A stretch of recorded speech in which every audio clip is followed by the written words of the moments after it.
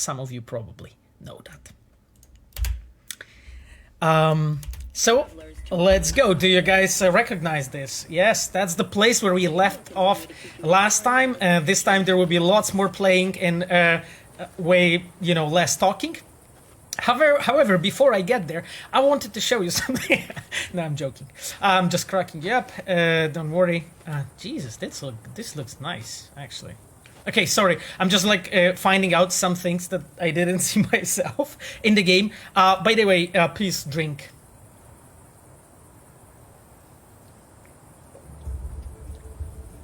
Oh God. A question. Hello, Pavel. I'm an indie dev, and I was wondering how many main principles are there when designing games. God damn it, man. To be honest, or girl, sorry if I got you wrong. To be honest, I really a mug is a Witcher mug. Yes. When it comes to designing games, there's so many rules, and we discover everything as we slowly, learn as a industry. So I can't really codify it to simplify it. What I would advise you to do as an indie game dev is try to stick first to simple things and try to work on a simple game first. For instance, a so-called walking simulator. Those are super good games to start with and to hone your own, I would say, skill set. Do you have the manifest from the transport? Of course I do. But the fixer didn't give you the job deeds? He did. I was just making sure. So you can see here we're playing out professionals, ain't we? With V being a bit unsure. Yeah, right. We ain't lost, are we? Okay, I'm not going to drive over the cactus. Yeah, hello guys, I see you all on the chat. I'm trying to now, this time around, stick a bit more to playing and less to talking. You've contraband before. Why? Are you nervous? Me? Por favor.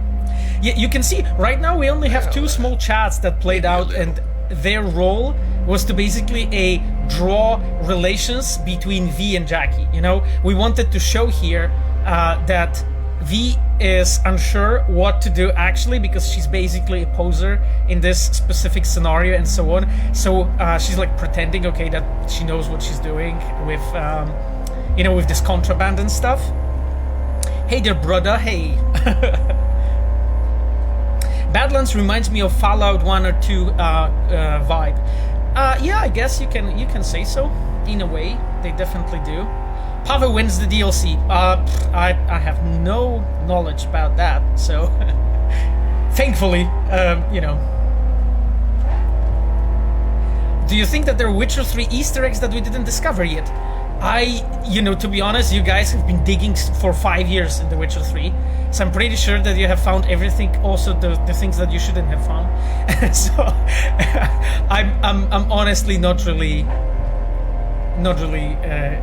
sure if there's anything left. I mean, there's a ton of small details that I see people finding from time to time and so on, because not everybody's knowledge is equal in a way. So yeah, I just love this scenery, It's actually really cool because the designer who's working on this quest, what we did here is we are cheating on time. So that cheat that we are using here is to make sure that every time when you're arriving at border crossing, it actually has this perfect framing. It actually has perfect colors when it comes to time of day and stuff.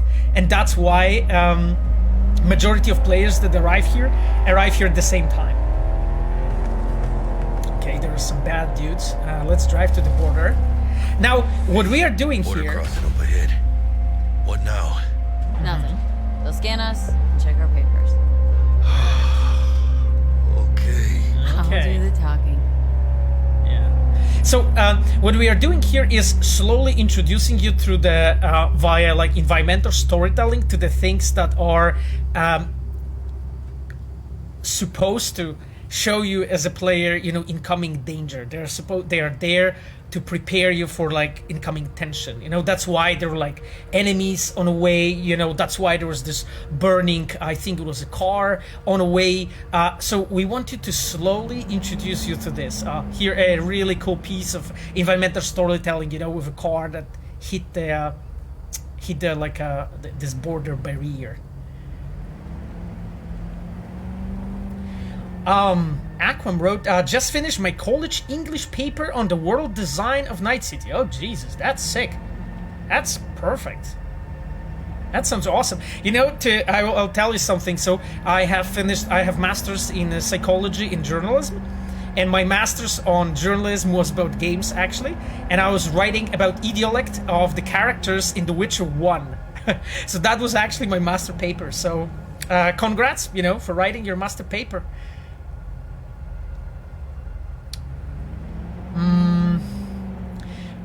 Really love the subtle background ambient music in the game, so mood setting. Yeah, this is a really good comment actually. Like you can see, you know, we are trying to here build a tension in you as a player, and we want to make you feel danger and unsure what is going to happen. And let's listen to the background music for a moment.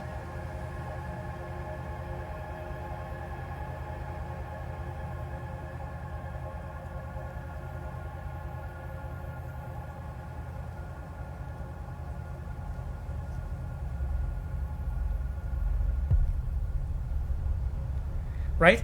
This music is there to just like slowly show you as a player that okay, it is something is going to happen. It's supposed to make you feel, you know, unsure about what is about to happen in front of your eyes. Okay, let's go. So here we basically, as a designers, we are slowly funneling you through that crossing. You can see basically how the whole level design here is constructed. You know, we created this small funnel that is supposed to tell you and gently lead you towards this exact side, you know, so that as a player you will actually do what I'm doing right now. Yeah, Miles commented on like actually like lots of different issues that we had on the way when building this sequence. That's true. Please direct your vehicle to the inspection area. Now, that piece that was just in the front of us, it was there to just make sure that... Remain in your vehicle. The security check will begin shortly. Yeah. I got a real bad feeling about this. And then you can see like all the elements are here just built to give you this feeling of being unsure, you know, and so on. That scan that's going around and so on. Let me wait, Tom. Yeah, exactly. And you can see how Jackie's like nervous, you know, when he's moving his leg and so on. And the music, everything like comes together to just give you this feeling of tension, right? There's like lots of very small elements, right? Let me see. Ah, it's marked LOA. Perfect. What's that mean? Lost on arrival. Means the cargo was flagged as to be lost as soon as it crossed the border. Oh, so they know we're smuggling. Well, they're about to find out. Yeah, exactly. The owner of the vehicle in the inspection area will report for further questioning. Chingada madre. What now? Okay, let's do the bribe. If we want the customs let's do officer the to bribe turn a blind eye to our dubious docks, we'll need a sweetener. Do you have the credit chip with the bribe? Oh, yeah. Forgot about that. Yeah, okay. Bro, give me that chip and let's go. Right. You forgot. Okay. Question is, does the quest designers direct the scenes too? Well, direction of the scenes is a primary work of our cinematic team. However, we do cooperate together on that to just like make sure that the scenes are well prepared and like well positioned inside the quest to just make sure everything works correctly. And for instance, like in the minor quests, the scenes without undue delay. have been set up by quest team. So in a way, quest designers work on the scenes, but primarily this is a work of cinematic team. Here and here you have an example of like a small flavor scene, you know, here on the side where you can see basically that we are using everything that we have on our disposal to just build you this feeling of okay, being really on the border crossing and just giving you all the, you know, all the elements and so on without undue delay. on that. And basically this repeated comments, yep, this is exactly why they're there, right? If you're armed, place your weapon here.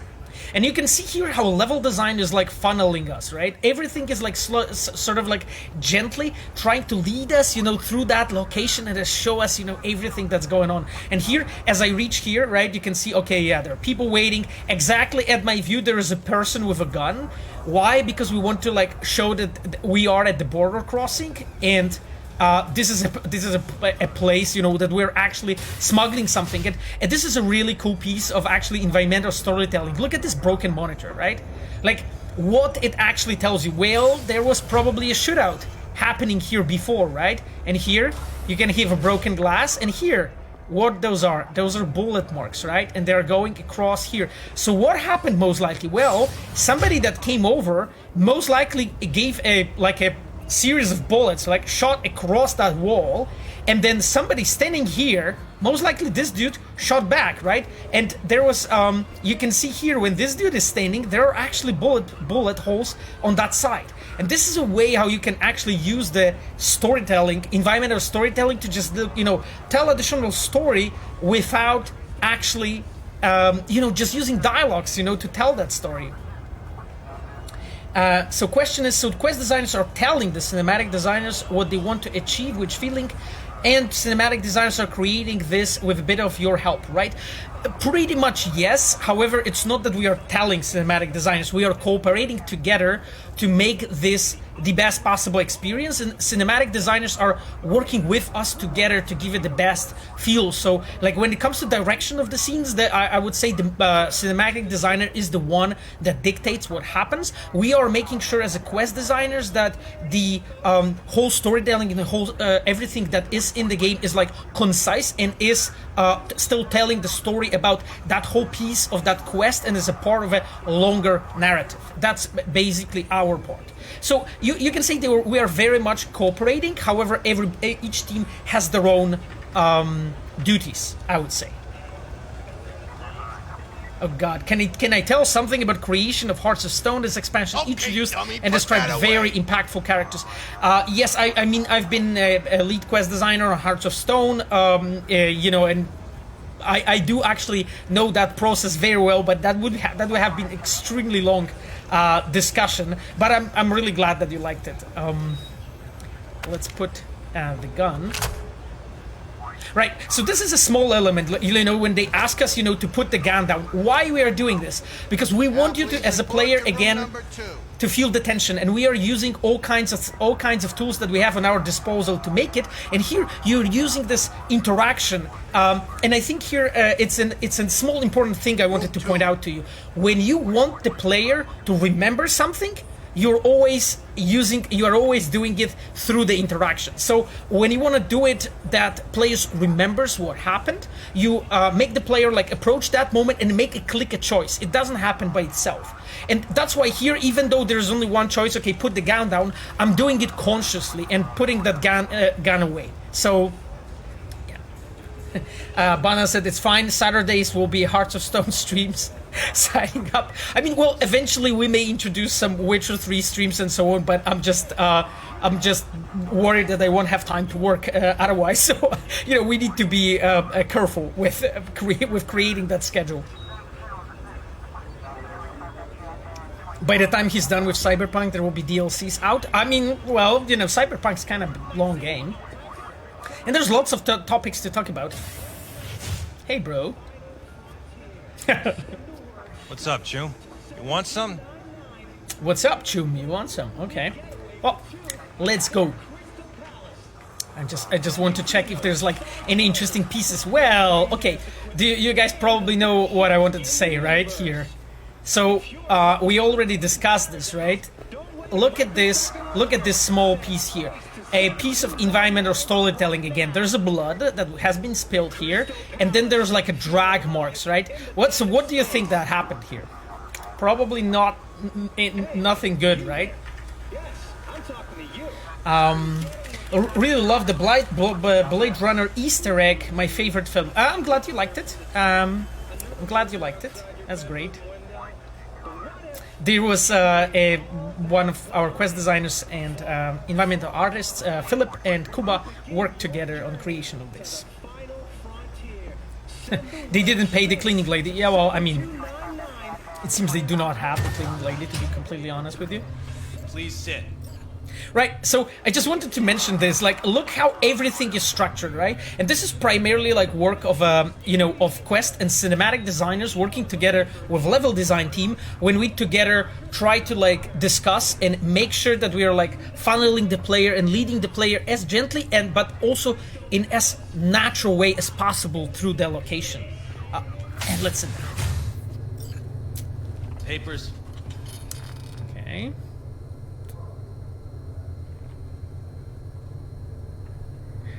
Right, okay. I need to give the papers, I I guess. know the rules. Everything's there. It might be, it might not be. We'll see.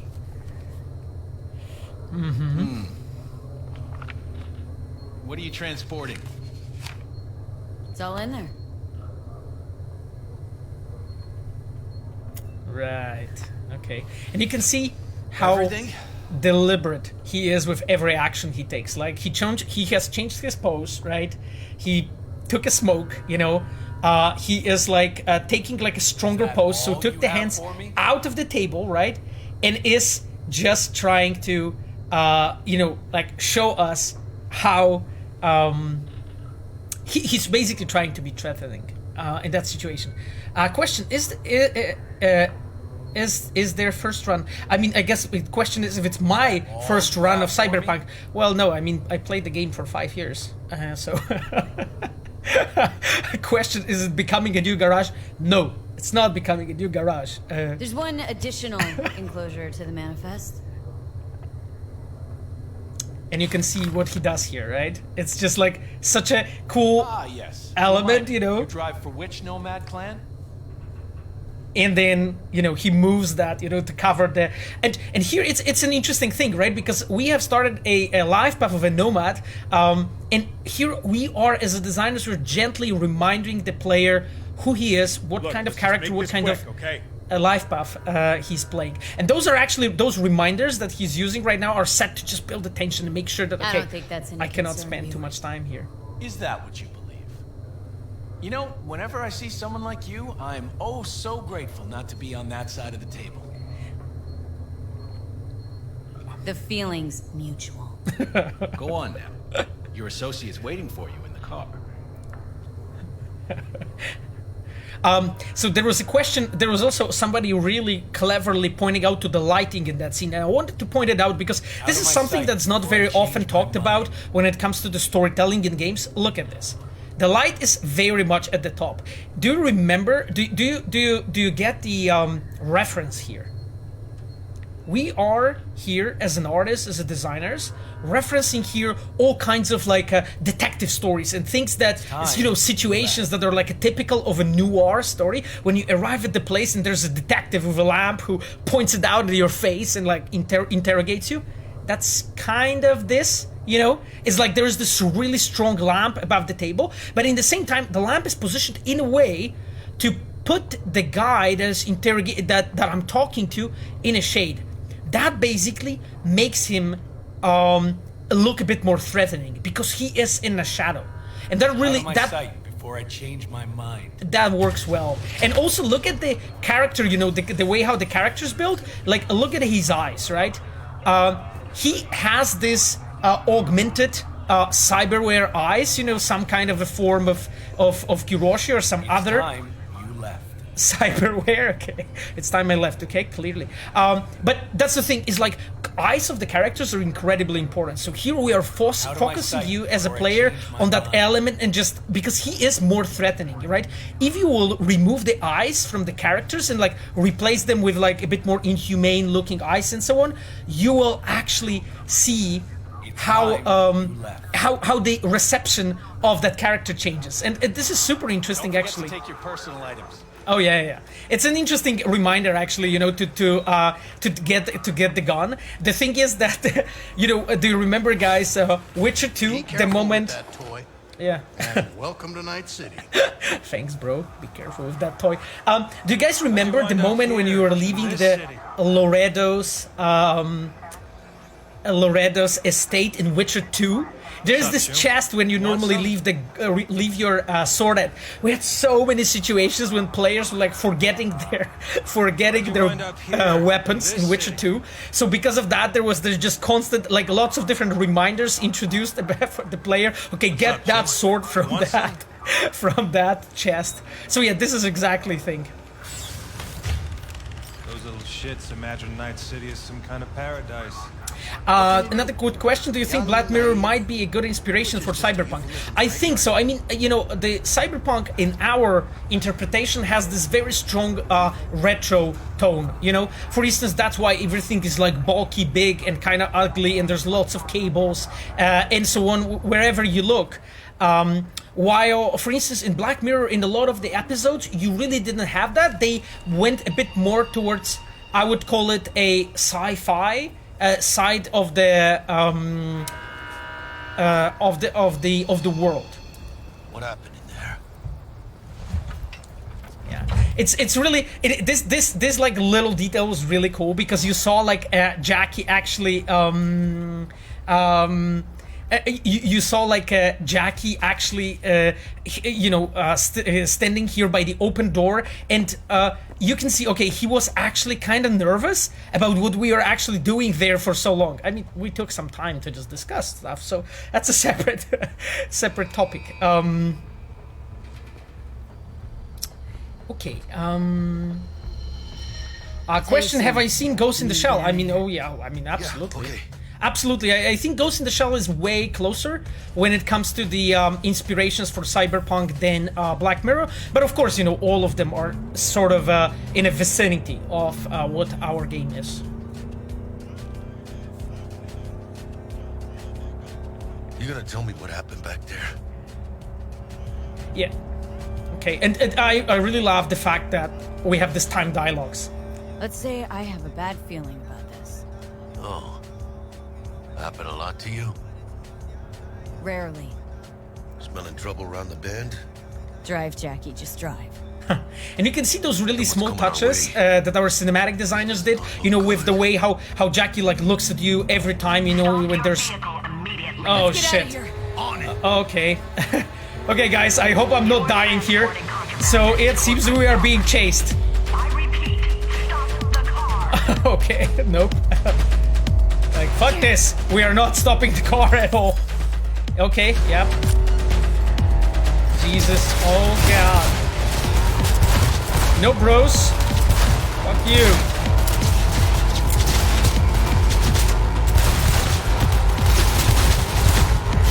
God damn it. Fucking hell.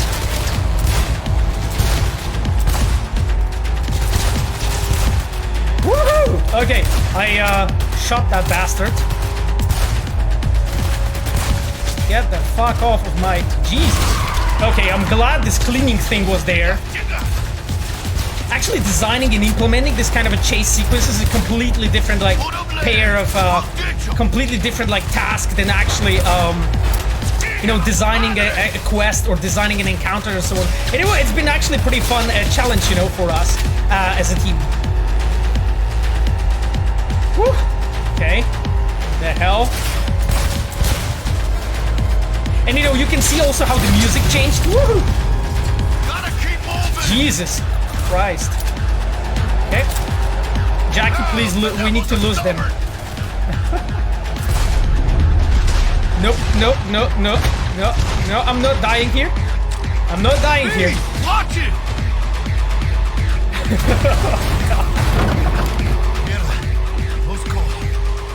Okay, Not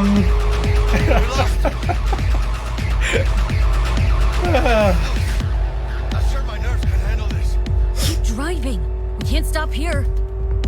Sure. I mean, I got worried, you know. Place looks deserted. Like, just for the record, guys, I'm pretty sure that you're so much better in playing this game than me, you know? Because when you work in the game... This is so awesome, and you saw like how They almost tagged our asses. How that what you call smuggling? Fast transition there's been. Supposed to go smooth, no problems. Yeah, and you can see, you know, how irritated Jackie is, like he's kicking stuff out and so on. You know, this basically has a its role is to just fade out slowly, you know, the emotions of the scene and so on, and basically calm you down, also on like a physiological level as a player. If you think this is my fault, at least have the balls to say so. Yeah. I don't know yet. Is it? Border security. And you can see, like, our cinematic team, they paid attention to, like, okay, what is the emotional state of the character, right? Please, with no consequences. And he's just moving around, you know, waving his hands. He's doing things that Jackie normally haven't been doing, right? Before. And you can see that there's something that actually impacted him on a deeper level. Right? And then he kind of, you know, blown steam off, you know, calm down, lean against the door.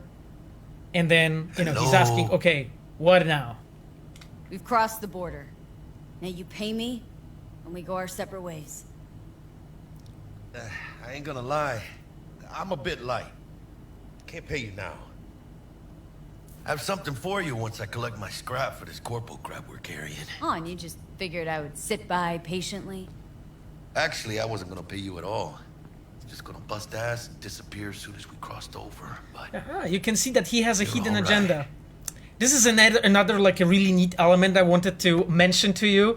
The thing is that our characters in our games, and I think, you know, it was also very important in The Witcher 2, I think even more important in Cyberpunk, they have secrets. And the thing is, this is not very common in games. Like, very often when you, like, have a character, it's like, yeah, that character is, like, betraying you at some point. But those are always situations when, like, character backstabs you or something. But what we are trying to do, we are trying to make it more in a human level. And that thing is, at the moment when you actually, as a player, you have this... you have this feeling of, you know, he has actually smaller secrets. It's not only like he's gonna backstab me and like, you know, like betray me and so on. I don't know, you guys remember probably all, you know, like a shock in Baldur's Gate 2 when you get betrayed. I don't want to spoil everything, but the game's kind of old already, so you know what I mean. Like, first time when that happened to me in Baldur's Gate 2, I was like mind blown. I was like, what the fuck? Like, how dare they do this to me? Because I invested in the character so much. But in our games, we do it slightly differently. We also allow the characters to have smaller secrets. You know, things when they are like, actually, just smaller lies. Like, Jackie here, he intended not to pay you, actually, you know?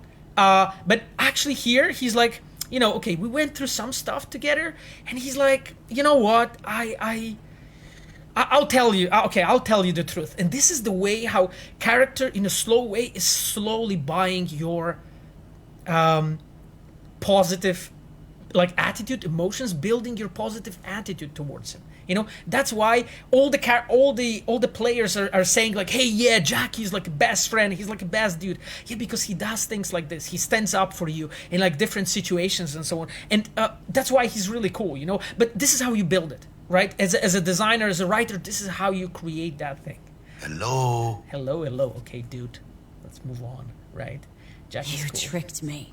Oh, well, apologies for offending the spotless moral code of a smuggler. Okay, what? So what's next? Now we take a peek inside. I see, guys, you're commenting on the garage 3.0. No, this is not the fucking garage. It's just an accident. It's a garage, okay? Open it.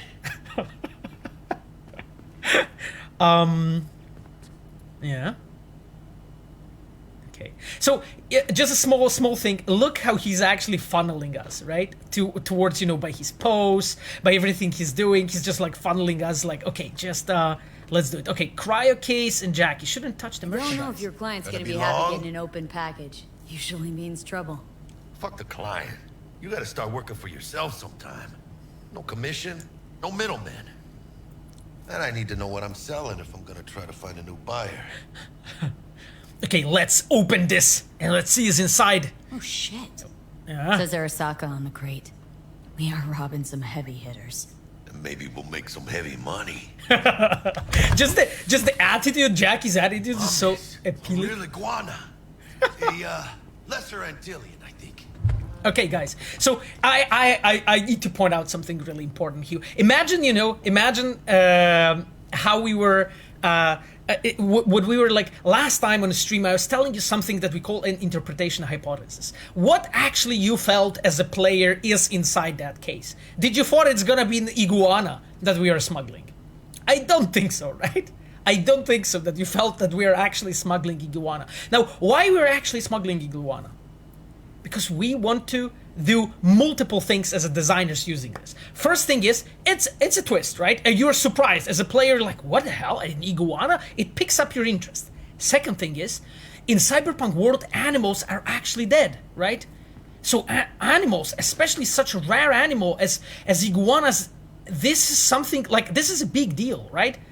And it also like makes you wonder, like, wait, okay, so in this world, nomads are being hired to, like, you know, take a cargo, a contraband through the border and so on. So this is a really cool thing. Okay, let's poke the iguana. Let's see what happens. Think you can make some money on it? Feels asleep. Sure. Think it'll make us happy. Us? Yeah, partner. We'll go halfsies. And Any decent fixer will find a loaded gonk interested in a rare gem like this. yeah, exactly. And here you can see, It's like, kind you of know, a shame, though. that he's changed his I always mind. wanted a pit. He's actually thinking to go Got the half and name half with Manny us, all right? thought out. Hey, by the way, you got any plans for what you'll be doing in Night City? Okay. Why do you ask?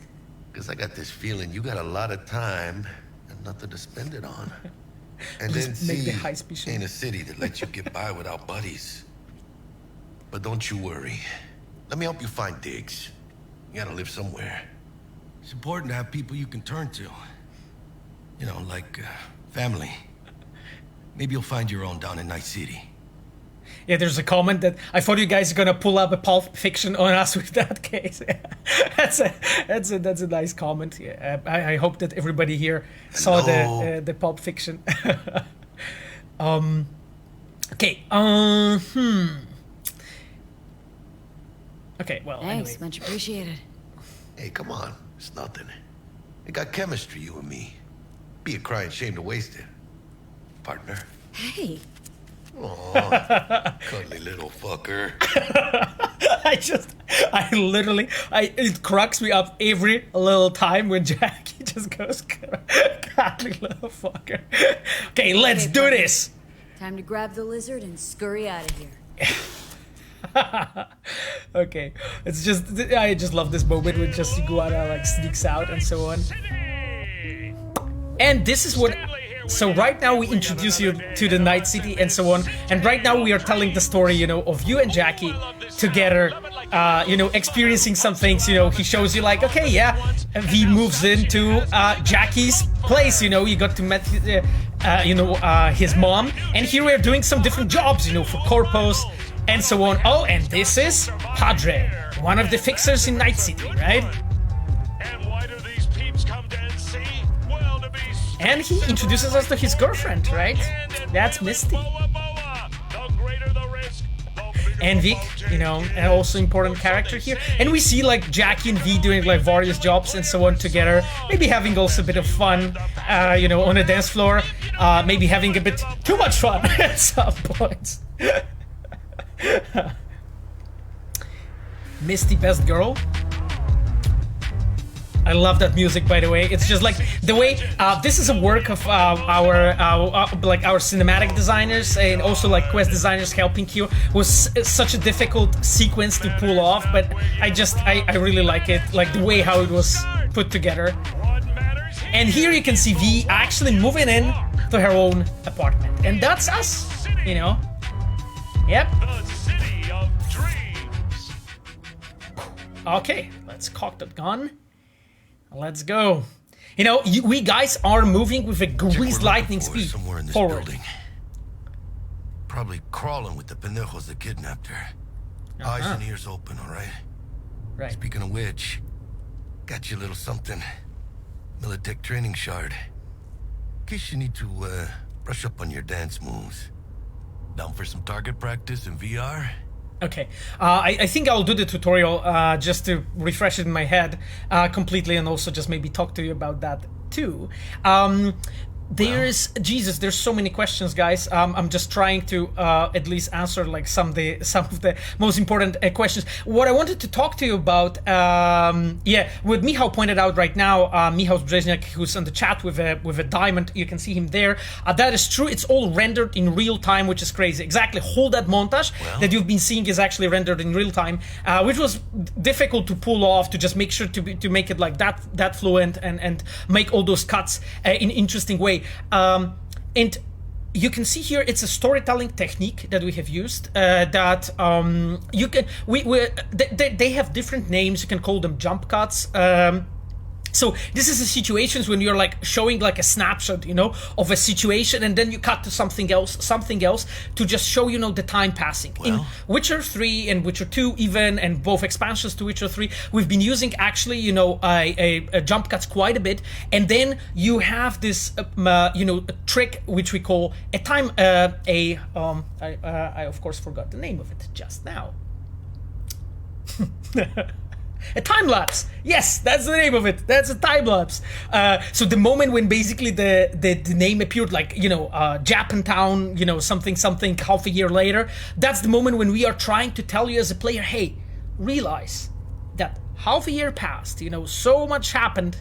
And right now, probably the relationships of you and Jackie changed a bit. You know, some stuff happened, you know, and so on. But we want to make sure that you're back in the saddle as a player. You understand what's going on. Okay, let's do the smaller war up. Why the hell not? Let's see. Oh, and you notice that the club scene is shot at Atlantis. That's correct. That's very well spotted. With basic combat training. This session will be recorded for subsequent evaluation. So you can see here, like, again, there was just a very fluid transition. Like, sadly, I'm just right away from the car here inside completely different location. It was also kind of difficult to pull off, and it took us quite a bit of work, but I'm really happy with the result. Also, like, concentrate on the music for a moment. You can hear this deep drone, you know, going on there, because we want to show you, as a player, we want to show you a bit more like unreal, like cybernetic kind of a reality of that place that we are at right now, you know, doing that training. Okay, let's talk to the sergeant. This course is designed to reinforce your fundamental combat abilities and hone your reflexes. The skills you gain here will help you survive, even excel on the battlefield.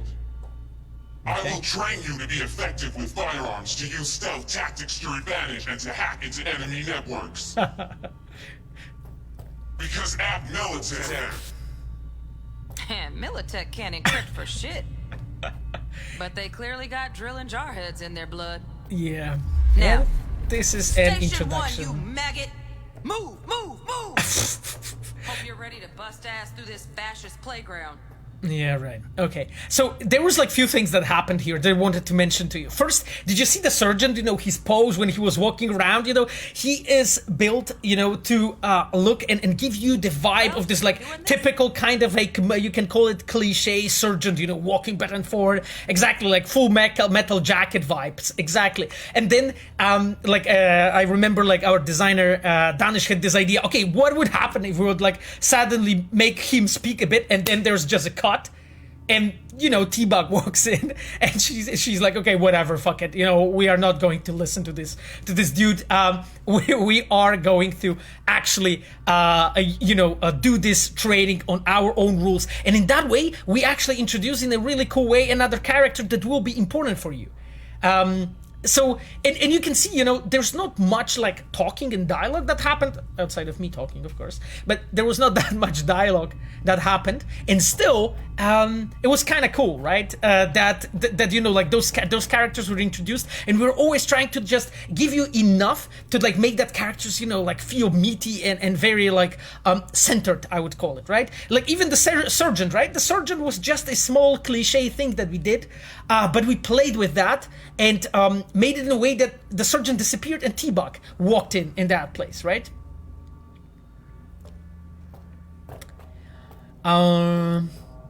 Are you planning to play The Witcher 3 on streams? I'm planning to do it eventually, probably around next gen update. We'll see. I would love to. Actually, you know, there's so much to actually discuss in The Witcher. So let's start. And here you can see actually how we are using also UI to tell the story, which is really cool element too. Okay, pick up the weapon. Okay, let's get the gun. Right, you can see it. Even the appearance of the gun is like picked up. Okay, let's do this. Boom, boom. Yeah, I didn't think you'd find that too tough. What do you say we crank it up a notch? Okay, let's crank it up a notch. Okay, woohoo! I'm so good, guys, in this game. Damn it! Not bad. Crushing it. But it's more realistic if the target's packing iron. Okay, let's get the... Quit standing around and take cover. Jesus. Okay, I guess we got what we're supposed to do. I feel that like playing this game actually now at the release is just like relearning some things, you know. Yeah, exactly. So we have picked up our first consumable. Okay, well, anyway, I just wanted to point out like something very tiny for you. So as you see, you know, when we were constructing this tutorial, we have came up with an idea how to actually give you a narrative frame that we can basically spawn different things, like spawn objectives, spawn enemies, you know, give you like highlight things and so on. And because that's why we have decided to use the VR tutorial model. Because in that way it gives us like a cohesive narrative frame to introduce all those elements, right? There's like new, you know, like new characters appearing, you know, guns appearing and so on, T-bugs commanding stuff. Everything is actually justified well, and the world feels believable because we have placed it all in the VR to just give you the feeling, okay, yeah, this is actually real. It actually works fine. Okay, let's use the consumable. Woo! Head to the training area when you're good to go. Okay, let's go. Enter the training area. Oh, look.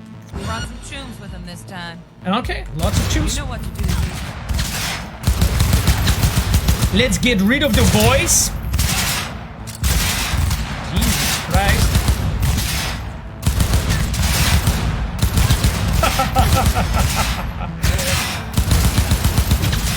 Actually, guys, shooting on a gamepad is not that easy, to be honest.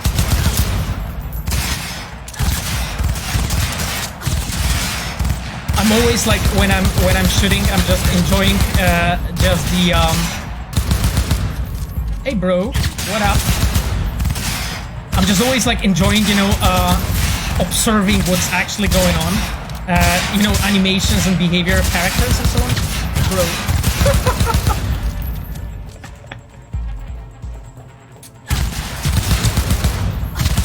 Oh, wow. He has been badly wounded. Okay, let's get rid of that, bro. Hello? Oh,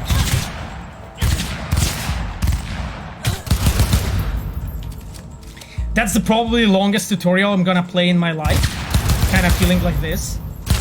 Okay, let's see. Let's go. Pre-work, okay, thanks. And we'll move on. Yeah, and you can see, but basically by the use of the VR, we have actually created this situation. Okay, yeah, right now you can just walk in here and it's like natural that you're doing here, and we can change the next item on the menu. Ooh. You might notice I tweaked the course material a bit. Okay. And you can see, because we are using the VR and so on, we can actually easily introduce you to these new elements and so on. Hello, do you feel like there's a lack of quests involving big corporation inquires, or we shouldn't be involved in that kind of stuff? I mean, well, to be honest, like we have tried to like focus on this story as much as we could, obviously.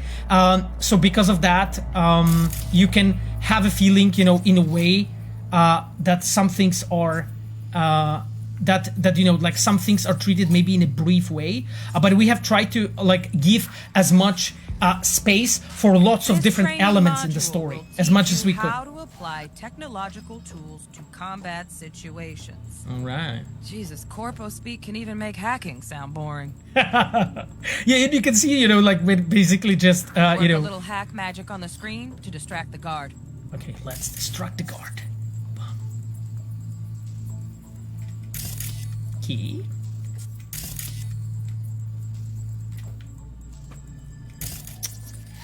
So this is an interesting thing, you know, when we've been working on Cyberpunk, we tried to like find, you know, the best possible, you know, thing that would actually be like the best possible like frame that would work for us when it comes to you know, to hacking, to make it fun. And it took actually quite a big deal of iteration, you know. Why are you playing on controller instead of mouse and keyboard? Just because I kind of feel more comfortable. Like I primarily play on controller on PC. However, you know, I played Cyberpunk mostly on keyboard, so I'm kind of not used to everything here. So it's just, you know, I'm in a situation that I'm not really my habits are not really adjusted to Cyberpunk, because I normally play with you know, gamepad, but on Cyberpunk I mostly played keyboard, so it's just you know. But I think I'll adjust.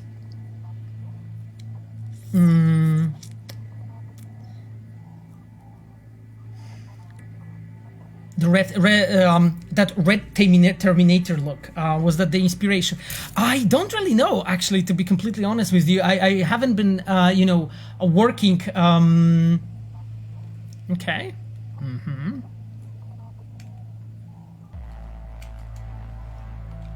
Okay, let's execute the hack and let's distract the guy. Corpo trash. Style over substance. Okay. We're asked to sneak up the guy. Good. Now take him out quietly. Okay. All right, all yours. Take him out.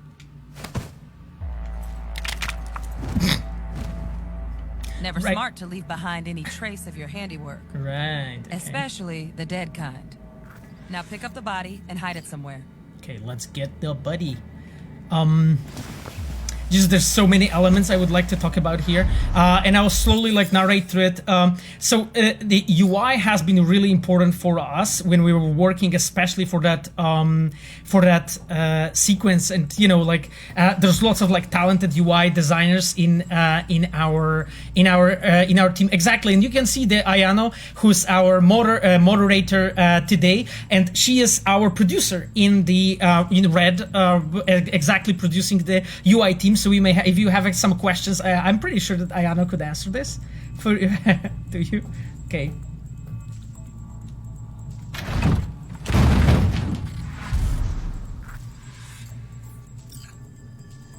Okay. Now try to take him down in one slick move. Okay, let's take him down in one slick move. Oh, let's take out and hide the body.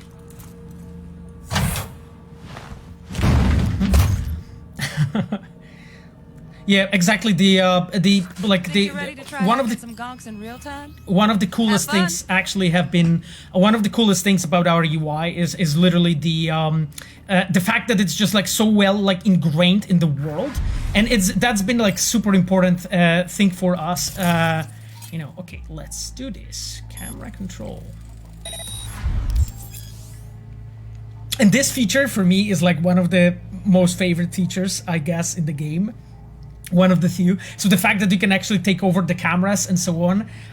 So yeah, that you can actually like use the camera and basically just look around like this. It just makes you feel like this really powerful, you know, Netrunner just jumping around and so on. Okay, more advanced quick hacks allow you to use the environment or enemies to your advantage. Okay, let's do this. So we are supposed to use the breach protocol. Network-wide effects. Use it now to reduce the RAM cost of all quick hacks. On it. Exactly, and this is our hacking minigame. It was actually like quite a bit of iteration, you know, to actually get this one right, you know. And I really like the way how how well this whole like mini game is integrated with sort of like a lore of the game and so on. So here I'll just narrate through that. To upload the ice pick demon, you must recreate its code sequence by selecting characters from the code matrix. So you have the code matrix on the left. The characters you select will be visible in the buffer, right? And the buffer is on the top. So and then we are selecting 55. So we are basically trying to recreate that sequence here to just make sure that we do it in the right order, right? Now, detonate the grenade.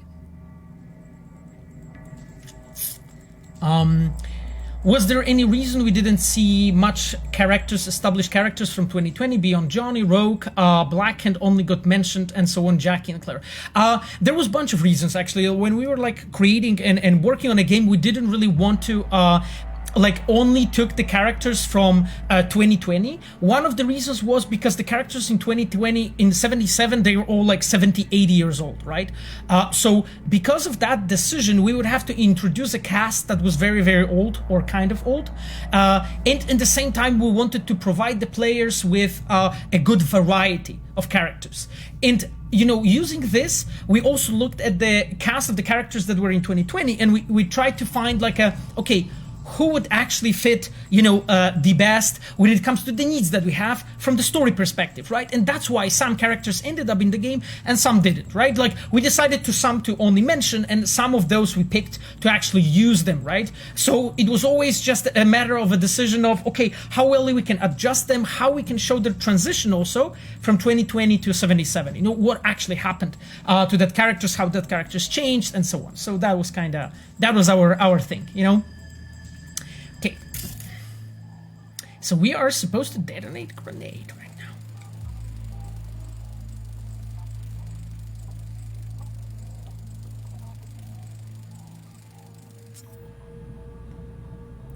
Breaching, exactly, and we can see what he does. It's one of the probably more satisfying things that you can do as a player. Shut your brain down and follow orders. In true Militech fashion. Okay, let's follow. Under my wise command, you're a real champ. Take your spot on the podium. Okay, let's do this. Not too shabby. Militech's algorithms put you on a decent run. Right. Got additional modules if you want to hone any other skills. Or you finish up, Delta out now. But remember, the street's not going to give you any hints or second chances. Woo. Okay. You have completed mandatory portion of the tutorial. Okay. Need cool. a handwritten invite? Feel free to interact with the door to exit the simulation, or if you wish to learn other gameplay features, check the optional tutorials. Well, I mean, considering I've been working on this game quite a bit, I think that we can easily move on, and I think I will manage.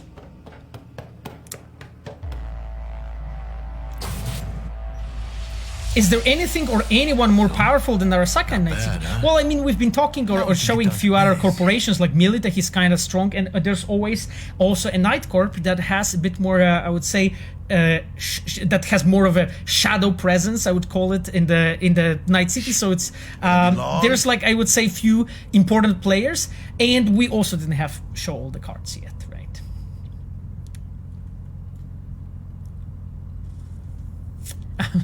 I love Carrie. Yeah, I love Carrie too. Actually, like there's lots of work put into it. I had actually my This way.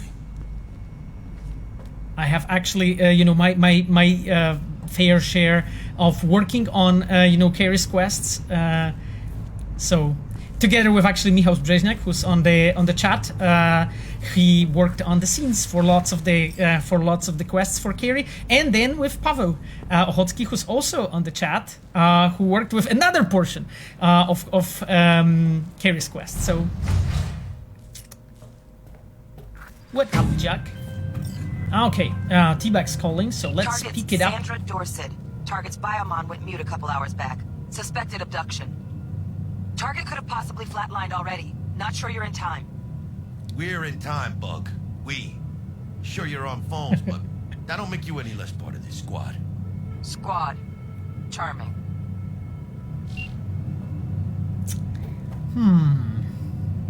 Bug, Could at least try to be nice.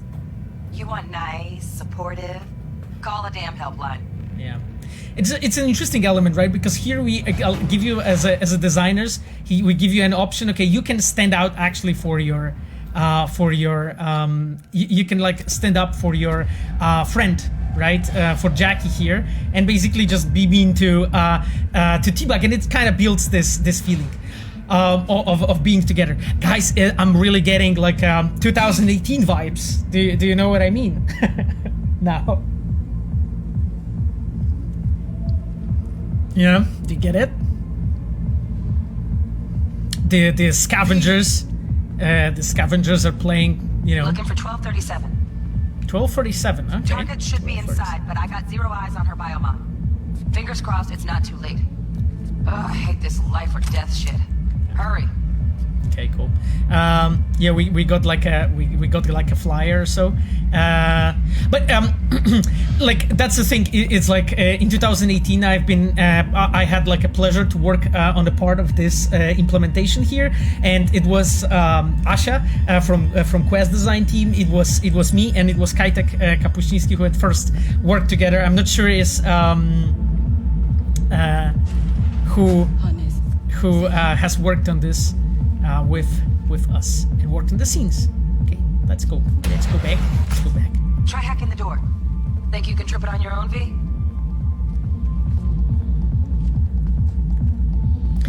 Question: do you feel?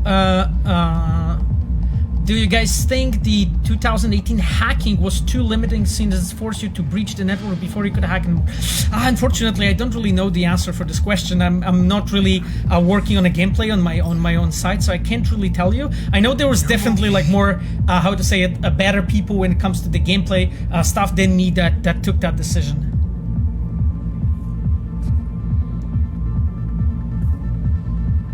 Make moves, chica. Oh god, there's so many questions, guys. Yeah, I need to hack the door. Okay, we managed to do this. Let's go. I don't want to like spend too much time on this, but I was mentioning multiple times, the environmental storytelling to you, right? Like elements like this, like the fact that you have just this mad graffiti there, and then there's this light, right, bouncing exactly the way to just show you this this element on the wall, and it's really cool. Yeah, and you can, as a player, of course, you can just walk around and just like look, how the life of this people looks like, what's going on here, and our environment artists always pay attention to elements such as this to just make sure we tell the location of the story and story of the location. And here we are just slowly approaching, this hostile area, right? Okay, you can see Jackie got his 2 badass guns out. Tapping LB highlights interesting objects. Cool. Right. Let's just be a human Roomba. This is basically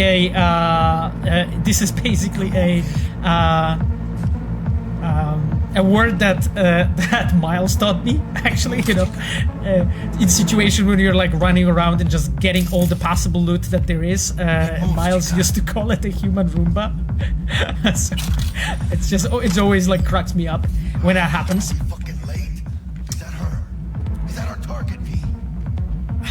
Let's just check it out. I just want to peek at the computer though, because I just love those small storytelling elements. So we have here websites that we talked about last time. Fresh meat, your favorite supplier to Gomp. Okay, we won't forget. So there is a conversation, and I wanted to point you out this because it's a small piece of interesting storytelling. So you can see a character here called Victor, and it's like we want you to feel like Yeah, Sapphire commented on the chat. I feel called out, human Roomba. Yeah, exactly. So exactly, yep. And this is most likely Victor, right? And what from Victor to Blaze, he says you're fucked. If any of you lucky shows up here again, they're in far worse than a split jaw. That's not an empty threat. Try me, motherfuckers, right? And we know from the Victor's backstory, right, that he used to be a boxer, right? We won't forget you're a dead man walking, right? And you can see basically that there was some kind of a situation going on between Victor and scavengers, you know, when they were talking. Most likely, probably about buddies and like ripping off people's cyberware. So as you can see, like as designers, we are doing this consciously to like tie up like the story elements from you know, what's in the world right now with what player sees and so on, to just give you this feeling of word being like concise and cohesive. And right now we are introducing the player in the thing that we call a focus close. So here I have a clue. Xander Dorset's protected under Echelon 2 Corpo immunity. Our girl's top shelf.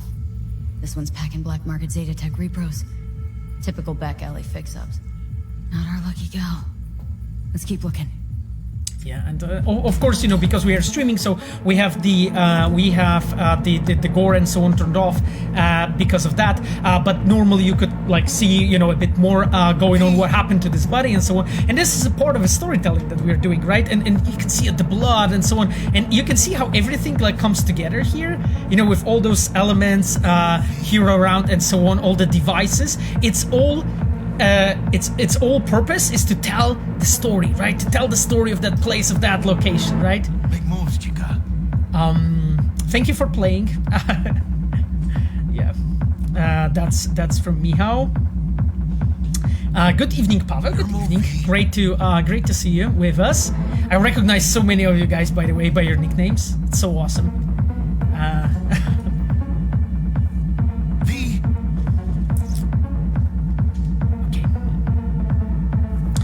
Question: as a quest designer, are you in charge of main missions and side quests? Is there different people in charge of side quests? Basically, as a quest designers, we are in charge of a main quest, side quests, and minor quests. So everything that basically is a quest in your journal. However, there's another team, our like sister team, you can call them. They are called open world designers. Their objective is to create an open world content. So let's say gigs, you know, and things in the city. So this is what I'm primarily focusing on, the quests basically. So everything that is a quest has been something that I've been in some way involved in. Okay, and you can see here that how we are building, you know, the tension, right? The music in that whole location, you know, because we want to start, you know, your blood flowing and pumping, and it's really interesting actually. If you guys maybe follow some of the DJs and so on, you know that the music is actually trying to mimic in a way our heartbeat, right? And it's really cool because if closer the music is to the high heartbeat of the human, more synced you feel with it. And this is what we are kind of trying to do here in a sneaky way. We're trying to get you to the feeling of action, you know, slowly, and build up this feeling of tension and so on. What does a quest designer do when he doesn't have a quest to design? Well, I mean, quest designer implements that quest. So after designing, we do implement.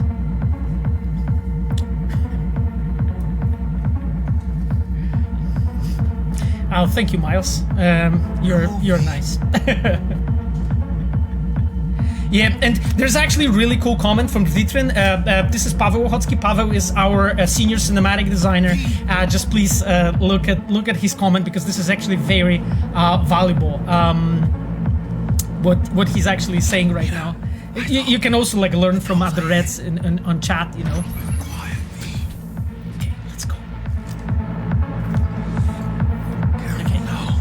So I'm asked to sneak to the scavenger. Let's do basically what it says, but just after looting this. Okay, I don't want to take too much time so that I can actually knock this fucker off. The rat's coming at me! Oh shit! They didn't manage. God, I took too long. I took too long. Oh God! No way! Clean it out. Jesus. Don't want to be bringing the target out under fire. Okay. Definitely don't want a slug in your back. Okay, guys, let's start a slaughter.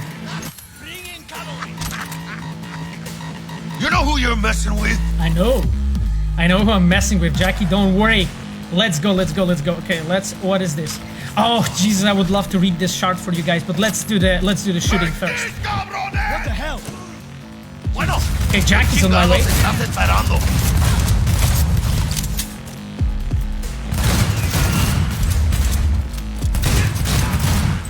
Woohoo!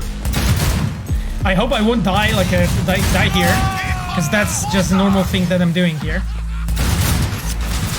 Motherfuckers, you know. I will talk a bit about the level design here in a moment as well. You know, when we'll do a double stream with actually somebody from Red, like we have an idea with Miles to do it together. At some point, I would love him to talk more about like level design tricks here and so on, because there's so much we can learn from each other. And I just love when actually members of Red Team are really talking about what you know about their craft and so on.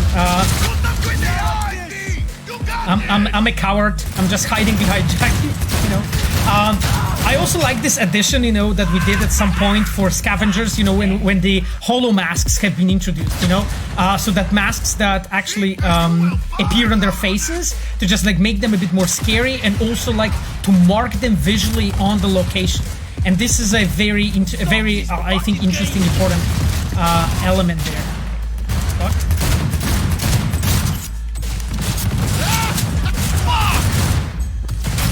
Jesus. No. I take you. Fuck. We had options here. Fuck, you got eyes on this shithole? Anything. Ruby's in looks out on the balcony. Got a window on the left. Give me 2 steps to crystallize. Okay, and here we are just showing you basically how we are doing a cooperation together between different characters, you know. Jackie has his own role. You can see that, you know, T-Bug's asking us, hey, give me a moment and so on, and then she does help, you know, and showing us, you know, how she can actually help and leading us through that location. That's why we get this optional objective, okay, how we can actually, you know, make that happen. And here basically it's like something that we call a hero moment or a significant action. It's a very interesting element. I'll talk about it in a second. Where the hell's the target? Woohoo! Handguns. Gotta be there somewhere. Perfect. Okay, cool. Let's just let's loot some more stuff here. I actually skipped some loot, I think, on the way here. Let's move on. So, guys, regarding the hero action that you have just saw, like, when we are actually creating gameplay and thinking about elements like this, you saw that actually what Jackie did, he actually bust through this wall and went through it and, like, killed that guy, basically smacked him on a wall, to just, like, show you, you know, we are making sure that basically the companions, I would say, the people that are with you are useful. And we will consciously introduce elements like that to basically tell the story of that character, you know? We're just giving you lots of different options and ways to actually show that character in action, to show that character doing things. So this is always something that we pay attention to. You know, how we can basically make sure that when we are building those things, that the character is really depicted well. And there's lots more elements here that I could mention. Like, for instance, right, we know that those are scavengers. Those are guys, you know, that rip off like pieces of human bodies and so on. So that's why, you know, all the elements that are placed here in the location are always, you know, somehow referencing or related to the people that are here. Just to make sure that everything, you know, fits well to the location. And here you have also some other small pieces of storytelling, right? You have like pain editors and mortality rates. You have basically those. You have here the. That was not exactly what I wanted to do. Sorry, guys. That was not exactly what I wanted to do. But here you have just yet another example, right, of storytelling, and just those shards are basically consciously played by us and by level designers together to just make sure that they tell a good story here on the location. And let's look at it, right? So, though I didn't flatline yet. Introduction. The implant, known widely as the pain editor, is cyberware that reduces or even entirely eliminates pain. It has enjoyed and weaving popularity for years among certain circles in Night City, the most devoted and arguably the most valuable of which is mercenaries. It is using this test group that Zetatech conducted the following research. And then basically here, you know, there's just a small more like pieces of elements of narrative that we are introducing you as a player, you know, to all those concepts to just make sure that the whole narrative is cohesive. Now, let's jump to the computer and see what we have here. So, pay or your head will explode. Okay, this is not nice. Hey Chum, today is your unlucky day. You're probably wondering who I am. I'm a voodoo boy, probably heard of us. Remember last time you hit the net? Yeah, me too. I hack your coprocessor and install a little surprise for you. Now you do what I say or your head will goes boom. I think $1,000 is fair pay to keep your head. If you pay, I will uninstall the surprise. Yeah, of course you will. If not, I will blow up your head, but blow up the head of person you love the most first. And if you tell the NCPD, I'll blow up your head twice. You had today to pay, and I know you read this because I install spy cam with your optics. We read it together. This is not a negotiation, Chip, so do not reply. You pay and you will live. That's the thing, you know, like what we are trying to do as a designers, we are finding like a different, you know, interpretation of a way how, you know, how that kind of a scam email would look like in Night City. And you can see it's just drawing from like lots of different elements from the lore and so on. To just keep it like, you know, just a bit more real, right? But in the same time, it's also a small humorous element. Miles wrote, I paid and I lived. This stuff is legit. Oh God. Who wrote those spam emails? It's a good question. I think the spam emails have been written by Darek Bochenek, our writer for Open World, and then of course they were translated by our adaptation team, so Boris and his team.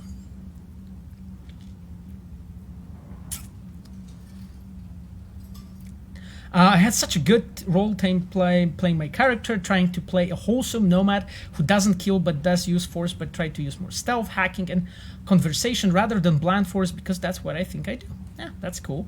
More info on doors. Jesus, like I think, guys, we just need to get you Miles on like this real, you know, meaty, how to call it, you know, TED talk about doors, because I do not feel as qualified as Miles is. But I can definitely say that doors are absolutely amazing. You know, it's just a marvel. Need Sam to watch your back. Okay, it's just like let's move on, guys. I want to get Sandra. I want to get to Sandra. Let's loot. Oh God, did we just get a hat? Oh, by the way, I just love how she tucks her hair like this, you know. So, do we have anything? Not really. That's not much loot that we found, to be honest. Not grabbing this because this is only a gun that I can carry. I won't do much with it. Yeah, it's actually so cool. Actually, I just wanted to point out to you this element. So this is you can see it's a box, right? It's a loot box, right? And it has the logo of Jinguji. Jinguji is this like a really high class shop with really good clothes that you have one quest in that shop. Actually, the one that I worked on. With some special person from our old trailer. And here you can see basically that, you know, we have paid attention to things that you're finding to make sure to keep the brands also cohesive in the world, right? And here you can see like, okay, yeah, this is like a Jinguji box. Let's get this. Let's see what we have here. Oh, okay, this is we have access to the same network here about the about what Vic wrote to them. Let's get this. Well, let's see what we have. The day the tower fell. Oh, I know, this is a really cool bit. So this is a thing that what we are doing as a designer. So we are trying to like gently, you know, introduce you elements of Johnny, you know, and everything that will come over later. And here you can read out about, you know, Fourth Corporate War and the moment and events of 2023. You know what actually happened there at a time and so on. Okay, let's jump in. Let's jump in and see what happens. Fucking Christ. Summon the body. Shit, V. I mean, I got a stomach of steel, but this... this... I wasn't made for this shit, you know? Chop shops. What they do to people. Fucking scav psychos. Yeah. No more jobs like this. Te lo juro por mi madre.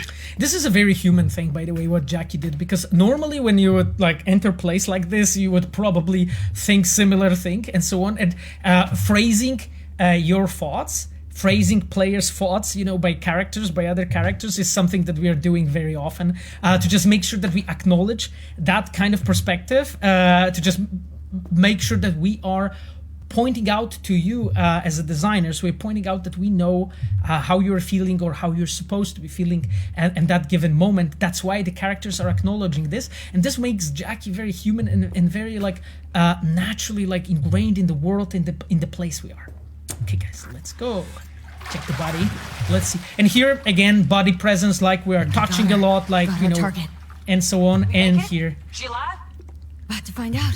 We have found something. Jack into her biomon. Need to know what we're dealing with. Yeah, and I remember this scene took so much work, you know, before we actually learned, you know, how to actually build the scenes in first person really well. That's why, you know, that's why everything we have done, you know, all the demos and so on, and all the like prototypes here that we have built, they were like super important for us also as devs to learn, you know, because we've been learning throughout that whole process. I think, you know, Vitrin, so Pavel pointed out in chat at some point that he learned so much when like working here on this demo. She's in a tub of ice, crammed in with another. Fuck, like slabs of meat. Keep it together, V. If she survives, she won't remember a thing. Tiny scar on the subconscious, that's all. Heard people who live through shit like this get panic attacks, without ever knowing why. You'll be sipping a glass of ice cold water, and suddenly your hand's shaking. V, Jack into her biomon. We need to know what we're dealing with. Yeah, and this is a really cool. This is a really cool moment. You know, the moment when we are, you know, the moment when we are actually jacking into her biomon, right? And here you can see actually UI into play as an element of storytelling, right? Like those panels have been completely customly made to work here in that sequence. Trauma Team Platinum. Platinum? Shit.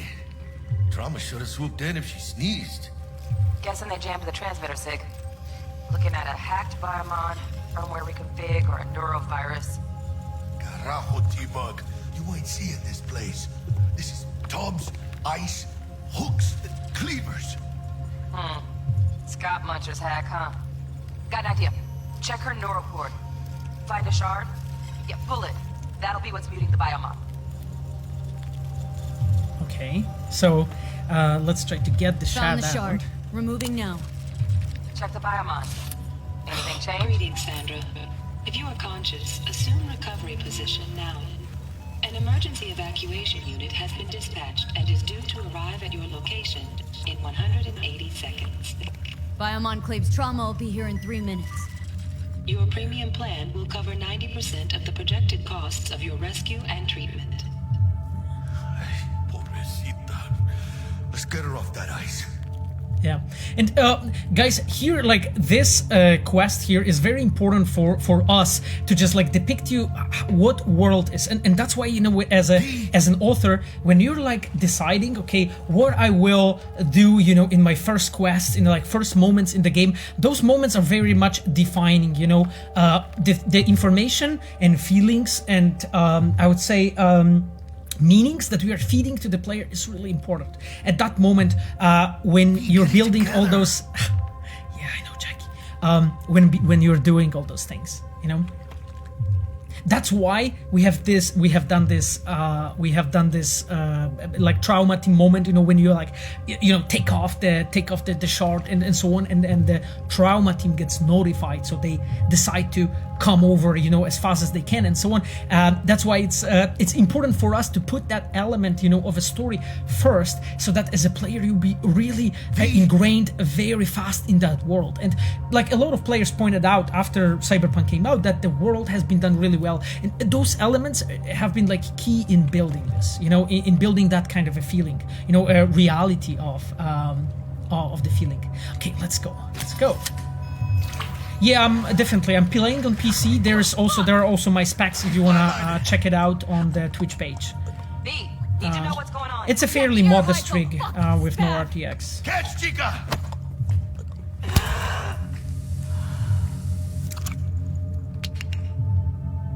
I think. Oh shit! It worked. Yeah. Fuera, chica. Get her outside. And here you can see, you know, like it's important that, you know, even after air hypo, you can see the sign after that air hypo was like when she was hit at the chest, you know, and all her mimics and all her face, you know, reacting to that happen. Pavel, she's gonna die. No, she won't. We won't let that happen. Fuera, get her out. I'm taking care of her. By the way, there was a comment that the Trauma Team comic book is pretty good. I agree. Like I read it like recently. It's really kind of cool. I have to admit, it was really took me by surprise. I have to admit. Yeah, and here you can see that we have done even like a simulation of trash. So when they arrive, you know, to just give you the feeling, you know, that the trash is reacting and so on. Okay. Those badasses arrive. Okay, let's go. Let's play nice. Yeah, Trauma Team is so cool. Yeah, I agree. We need Nadia from Trauma Team comic in the expansion. Well, I mean, you know, I'm not commenting expansion, that's first thing, and any DLC stuff. However, Nadia, do you think that Nadia survived the story in the comic book? Do you think she did? Yeah. And that's the thing, you know, you can see, like, you can see how this whole element, how this whole situation was structured to just like make you see it, like as a player, you know, you were funneled into this. Okay, yeah, this was the way. Okay, I enter from here, you know, I see it like very clearly when they're coming, you know, they were like marked. Here there were like lasers and everything to just like show it, you know, how they act as Trauma Team and so on. Everything they do just make you feel, okay, those are really badasses. And also like a whole setup is done in a way for the player to really make it almost impossible to miss, which is really cool. Okay, let's go to the elevator. I'm just checking if there's any valuable any loot that I should like grab. Perfume. Oh, interesting. Okay. Listen, chica, I got this thing. Mind if I borrow your wheels? Are we considering adding New Game Plus? I'm not commenting the any add-ons at this point, guys. Like as soon as we will be able to talk about it, you will be first to find out. Saving my ass, V. I got a question. Did the guy from the diners, Mr. Hands? Oh, I can tell you. Unfortunately. I would love to though, but I can't tell you. Jack, that was interesting. This new, this fading skills of yours. Oh, almost forgot. Should get Wakako on the hollow. Tell her the job's done. Okay, and here you can see, you know, just a small, just a good, like a small place, you know, to find a good tutorial spot. I just wanted to mention like one important thing, like when you're building a game and so on, just making like a tutorial well is probably one of the hardest things that game dev can do. Actually, just, yeah. Game dev voice acting this game is top notch. Yeah, I think so too. I mean, our localization team that is like handling, you know, all the, you know, picking the actors, they did like a stellar job on this, I have to say. Okay, let's go. And you can see even Wakako Okada. She even has a custom avatar, you know? Okay. Of course she's alive and well. It's what we agreed, isn't it? Yeah. Splendid. Your payment awaits you. Ready to come and grab whenever you like, even right away. But I guess home is the only place you wish to be now. The NCPD has surrounded Watson. The district is closed. If you're to make it past the cordon, you must move fast. Thanks for the heads up. Swing by to see you later.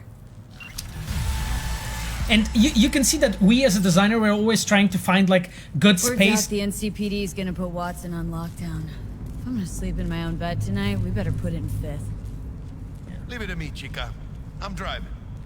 Yeah, and as a designers, we are like trying to find you like every like a good spot for everything. So, for instance, like when you were like going in the elevator, we in most cases we are trying to build it in a way that you're not going through like empty. Oh wow, we picked up some nice thingy. Let's check this out. Actually, did we?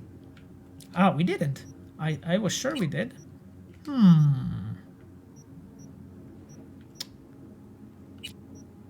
Ah, okay. But shortly after the first job with Jackie, you can see here. You can see that even like the items are used as a tool of storytelling. By the way, but yeah, I will stay with my in my T-shirt as the other one doesn't give us much more. But just a small comment here. Like when we were in the elevator, we have used that moment to just use it as a storytelling piece. You know.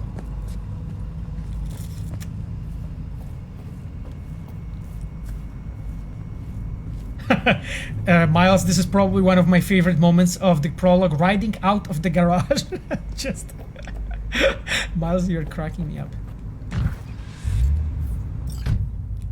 Who comes up with the craziest ideas in my team? It's actually everybody has their fair share, to be honest. So do you guys recognize the music?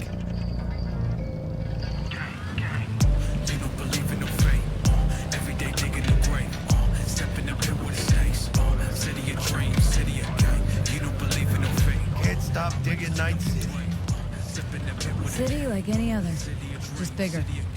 But you can see that we are using even music to tell the story, and here it's raining not because of the reason, not because of accident. We are doing this consciously as a designers to introduce you to the mood. You know, when you're driving here, we want Jackie to like narrate, you know, and the music to play. Starving. Let's grab a tight bite. What do you say? Jackie, you're locking down Watson, remember? Oh shit. Right. What is the box in the middle of the car interior? I think it's some kind of a sensor, I would say like a speed sensor, but I'm not sure, to be honest. We would have to ask that question to our... Oh god, the scavengers. Fucking hell. Jackie! Come on, Pete! Hey, keep her steady! Switching to mouse and keyboard, boys and girls, and everybody else. Because, you know, I don't want to die here. Come on, you motherfucker. Got you, asshole! Pete, aim for the driver!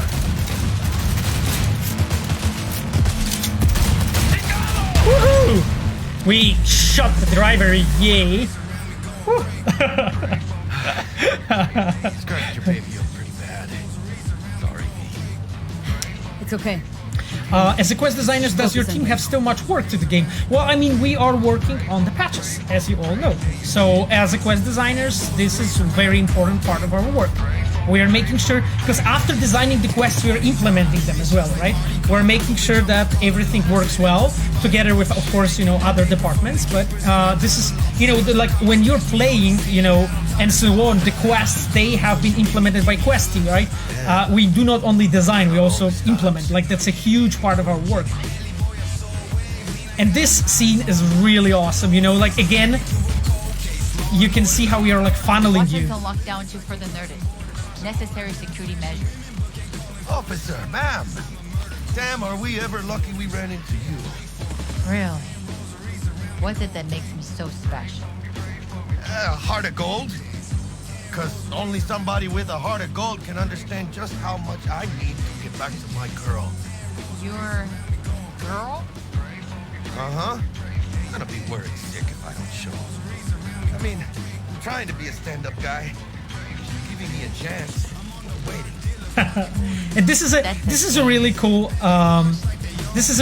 element, a moment, you know, when you're seeing Jackie sticking to his character, and because of that, other character appreciates that sometimes, you know, you can solve things like this as a storyteller, you know. And we have used, you know, the fact that, okay, Watson's closed, how we are going to make it pass. And I think our writers have this idea, okay, let's do it like this, that really like Jackie will just sweet talk her, right? And at first we were like, okay, we are not sure if it's gonna work, but it did, you know. When am I not nice? Always. I'm always never not nice. Yeah, that's one of my favorite lines. I'm always never not nice.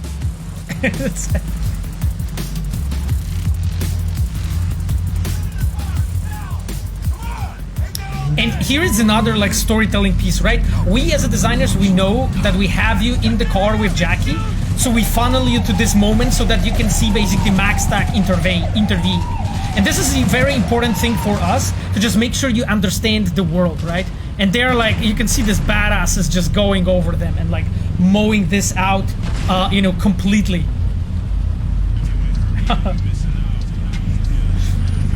Well, show's over. Poor bastards. They had it coming. Yeah. And that's the thing, you know, we have as a designers consciously placed that that scene on your path so that we can slowly introduce you and make you understand the world, you know, without like actually coming off to you with a very like hand-fisted way, you know, with like very, you know, we don't want to like push a book down your mouth, you know, and like give you, you know, a Bible to read about the world. We want to slowly build it and introduce you to it. They'll let me through. Sure about that? Oh yeah, I'll play nice Jackie again.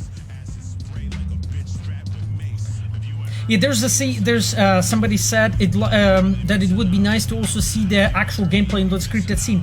That's true, but as a designer, you need to make a decision. Sometimes the scripted scene is a correct way to go, right? And here, basically, V and Jackie, they're way too underleveled. It wouldn't be believable us like fighting Maxstack here, right? They would have killed us right away, right? So we would have to like introduce like a bigger said hi. body presence again, you know, just a gesture, and Jackie like, what? Okay, he was fast as hell. He definitely drives better than me, I have to tell you. Anyway, going back to the question regarding like, you know, when to use actually scripted sequence versus gameplay. The thing is, like, there we couldn't really use gameplay, right? Like, you have the Maxstack horde, these badasses, right? And it's like, I mean, we can't really fight them. Okay, we could maybe together fight the gangsters, but then we'd have to like introduce yet another story or storyline or sub-story that would tell us or explain, okay, why you're actually suddenly fighting these gangsters and the Maxstack is there. So, like, as a designer, you need to be very conscious about your choices. Okay, what the hell I'm actually doing and why I'm doing this. And here is another example of our television, you know. We actually like made sure that every time when you're in places like this, there's always content that you can watch. Forgot earlier. A runner I know has something you could probably use. Zip in your deets. Okay, we got a job from T-Bug, right?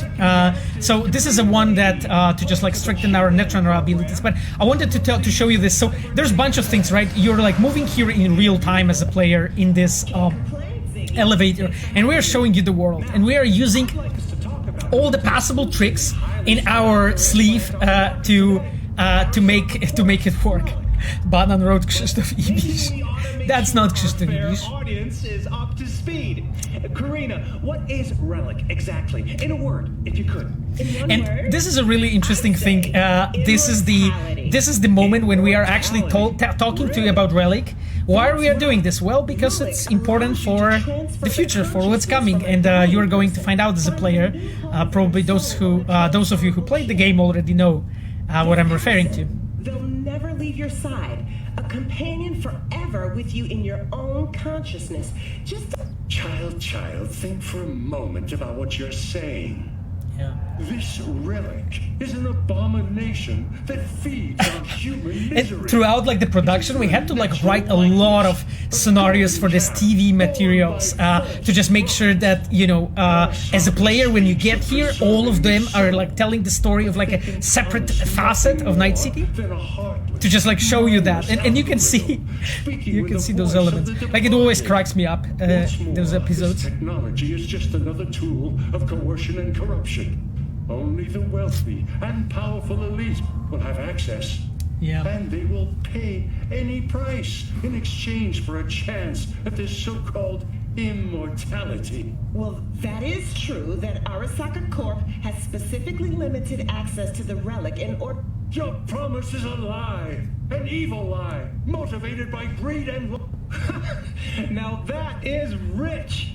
Hey, excuse me. Do you agree with the priest or with the woman? I think it's an interesting dilemma, you know. Why, it sounds an awful lot. I don't think we have to answer it like right now. I mean, we as people living in 2021. But it's an interesting dilemma. Fees to a family in mourning. Maybe the Reverend is just afraid of some healthy competition, huh? Competition? You believe everything in this world can be counted, measured, rationalized. And wouldn't we be right? We can construct artificial brains, create new consciousness. But I ask you why? What does that give us? Are we as a people on this earth? Okay. Guys, let's go slowly home.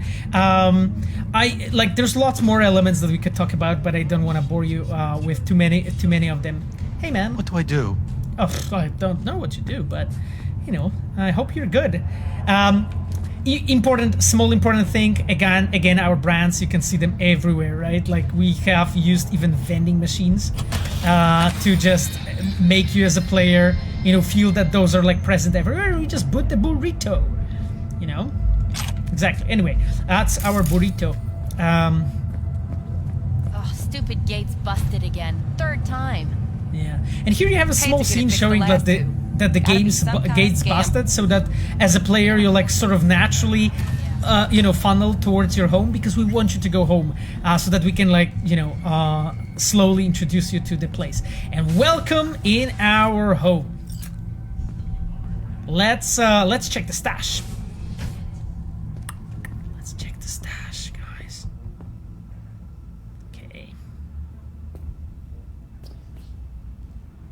I really like this element. Like at some point, there was an idea, you know, actually it was like Quest team together with Environment, our team, when we like proposed, okay, you know, like what we could do to make it that, you know, you have this like badass wall that you can fill up, like, you know, different like weapons and so on, those like the most meaningful weapons that you have found and so on, to just give you the feeling, and to just give you the feeling of being this badass in Night City, you know.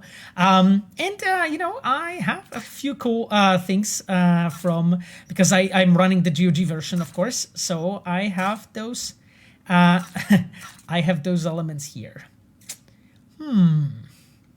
Okay, let's go. Okay, let's go. I'll go to the inventory right now. Or maybe it's not that important right now. We'll dress up later. Let's go and have a sleep. Is there anything more that I could point you out to? Like, I mean, of course, you know, we wanted to make your apartment, to make you like, to make you feel good in the apartment. You know, that's why there's like a bunch of different things. Like, for instance, second conflict biker jacket, right? Things like this that are also, of course, part of the storytelling, but we wanted to make you like feel good in the apartment, right? So that, you know, when we'll be here, you will feel that you'll feel that this is really like your place and so on. I really like this jacket. Sorry, I went into shirts, not this. Yeah, the second conflict one. So do you guys recognize the second conflict? By the way, the people who played the already the game, and there were questions about carry, right?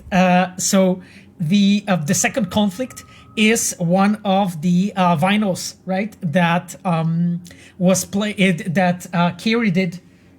I think in his solo career, and you can see this logo. It's like a really interesting one. It's a really interesting one because like you can see it on Carey's front, like a villa on his front gate, and also like there's a collection in his home. Guys, drink water too. By the way, without spilling it, I have another like really ancient cup. This is a Witcher 2 Assassins of Kings cup.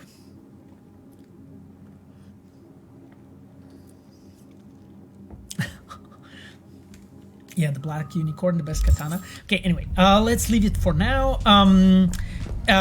Yeah, like I mean, there are like small touches here and so on. So, for instance, new released brain dances, right? We wanted to just give you a feeling and slowly start to introduce you. Oh, you started Witcher 2 yesterday, yeah. I hope you will like that.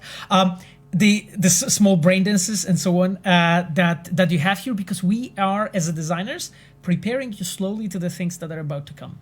And the things that are about to come are, for instance, the brain dance quest that is kind of ahead of us, without spoiling much. We can check like one of them. Let's check the Maxwell's Rehab. This brain dance season has been chock full of horror, but this one stands out from the rest. The always phenomenal Maxwell Ramirez is pushed to the brink of cyberpsychosis so we can relive his return to normalcy. The title offers a tone of optimism, but don't let that fool you. You'll relieve Maxwell's slip into a psychosis, the heartbreak of his wife, and the gradual reintegration into a small world that is now far different from how he left it.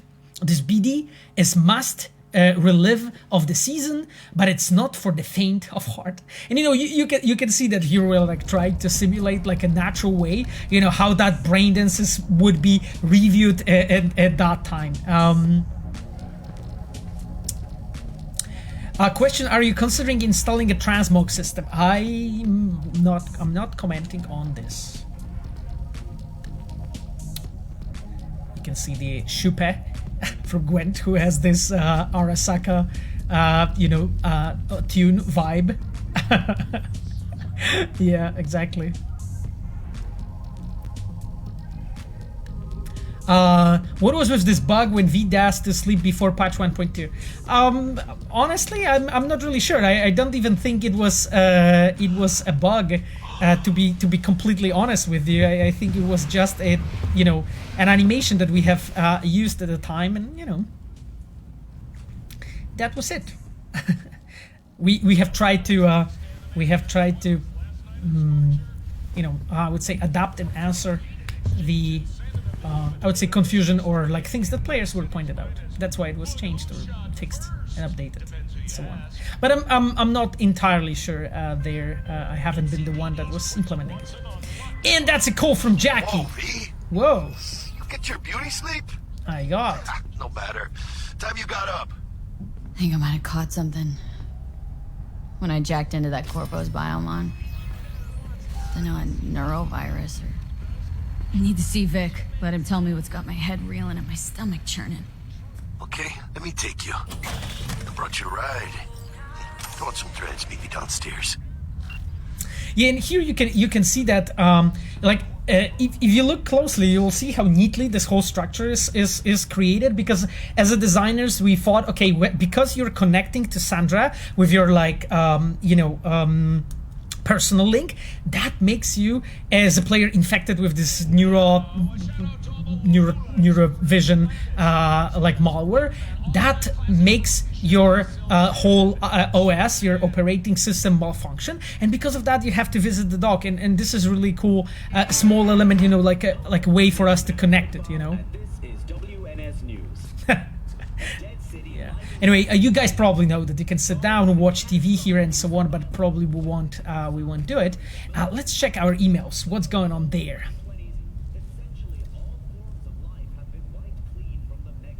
Why aren't there a few other apartments in the game? I mean, because when we were producing the game, we have decided not to go that direction. That's really the whole story.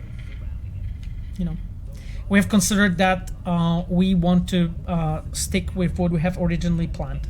So, yeah, I remember like during one of the interviews I also mentioned like that for our vision, at least, you know, at the time when we've been discussing that topic, it was important for us to give you this Merc feeling, right? And there was this real worry of V going into the you know, like how to call it, a business of like owning hundreds of apartments and whatnot, you know. So it just like worked better in our opinion for the tone of the game. Now the question still stands, like if that was a good decision or not, right?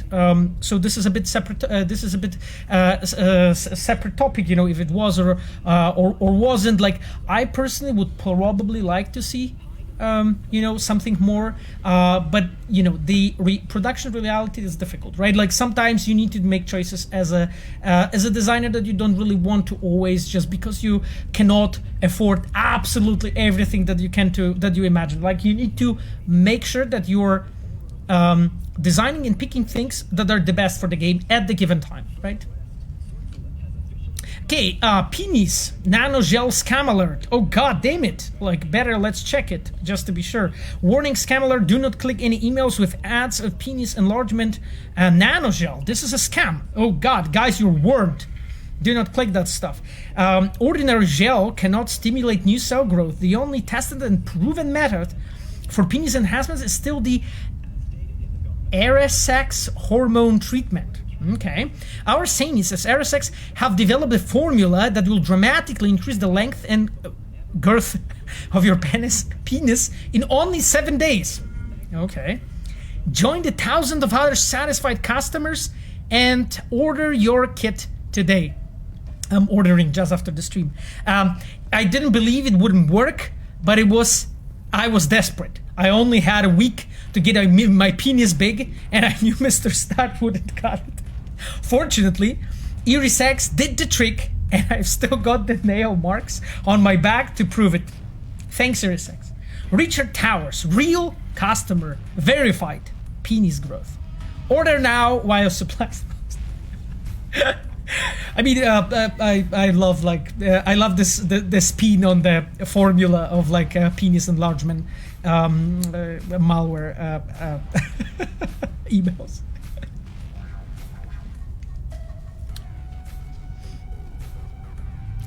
Wasn't your favorite cyberware Mr. Stud? You would love penis nanoshell, I guess. No, well, I mean, I don't have Mr. Stud yet. Maybe I should reconsider this though.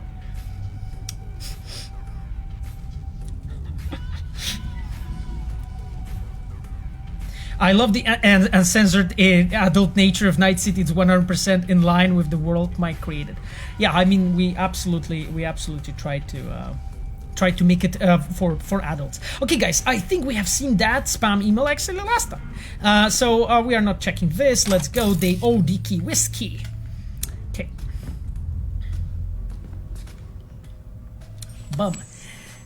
This is also like a small thing that we did with in our team. You know, the implementation of mirrors to just like make sure that as a player you can see yourself. And so on. Let's go then. I like this small touch of the cat, you know, looking here and moving the hand. I remember, I think it was Philip who implemented him here. Philip Weber.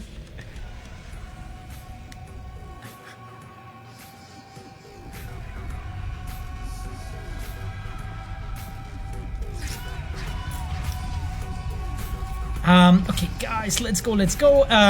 So we are supposed to meet Jackie. I don't think I have to do much more. Let's just be presentable when we meet Jackie. So first of all, okay, do you guys like this? Reinforced baseball cap. This is decent armor. Well, but you know, for us, it's important to look classy, I guess. So, yeah. Okay, let's go with the hat and upper body. What options we have here? Wow. Okay. Do you guys know? Are you guys feeling this? Yeah.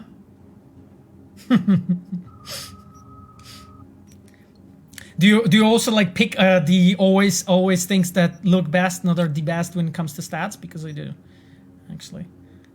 You know. Let's get the wolf t-shirt. Okay, I have the wolf t-shirt, maybe not visible in the zipped up. Do we have any actually decent trousers? Okay. Okay, let's stay with those. Let's not go too crazy. Okay, nomad stickers. I guess.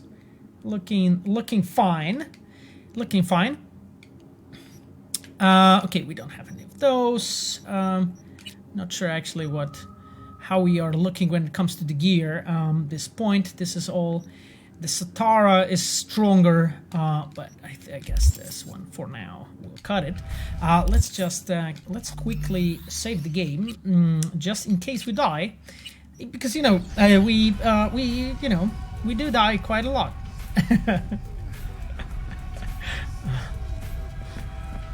Okay, let's go.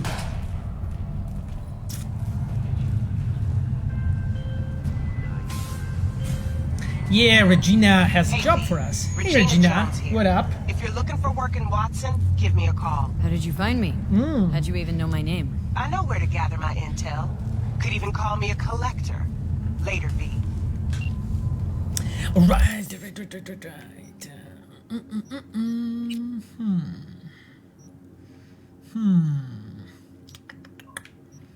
I need to spend my points, right? We have one attribute and one perk.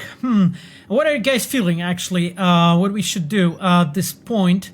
I'm actually really feeling like... because we'll be probably shooting and using a bit of quick hacking. However, the technical is good for crafting. Cool.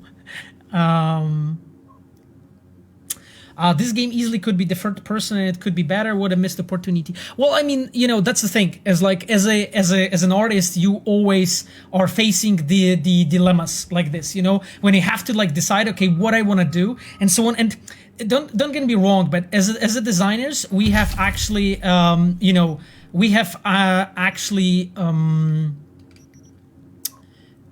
We have already built a game that is a third person and it's a decent game, and it's a Witcher 3 and it's also Witcher 2 and so on. So oh, and I see Kaitek on the chat.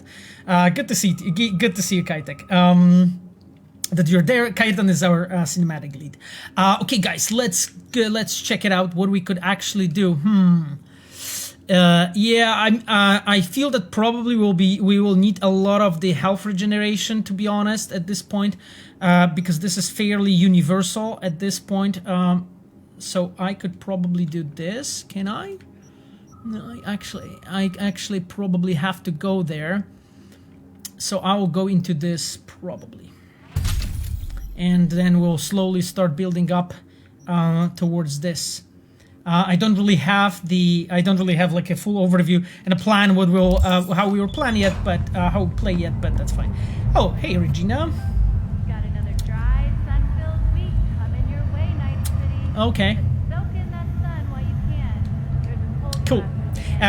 It's this small thing that you saw, you know, like, so basically the messages, that was like a very important thing for us, and we'll be talking about it like quite a bit more later. But here, you know, Regina Jones is like, we are using the you know, the option to like answer messages and so on as a almost like a second dialogue system, which is really really cool and interesting. Sometimes it gives us like plenty of possibilities. Okay, let's go and play. Let's go and play.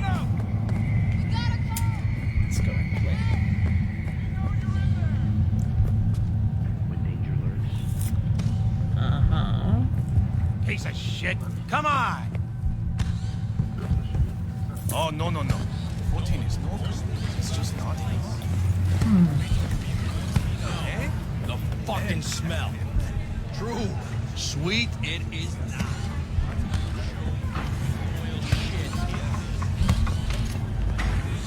Hey, yo, D.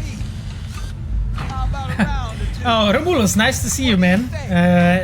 In the chat, by the way.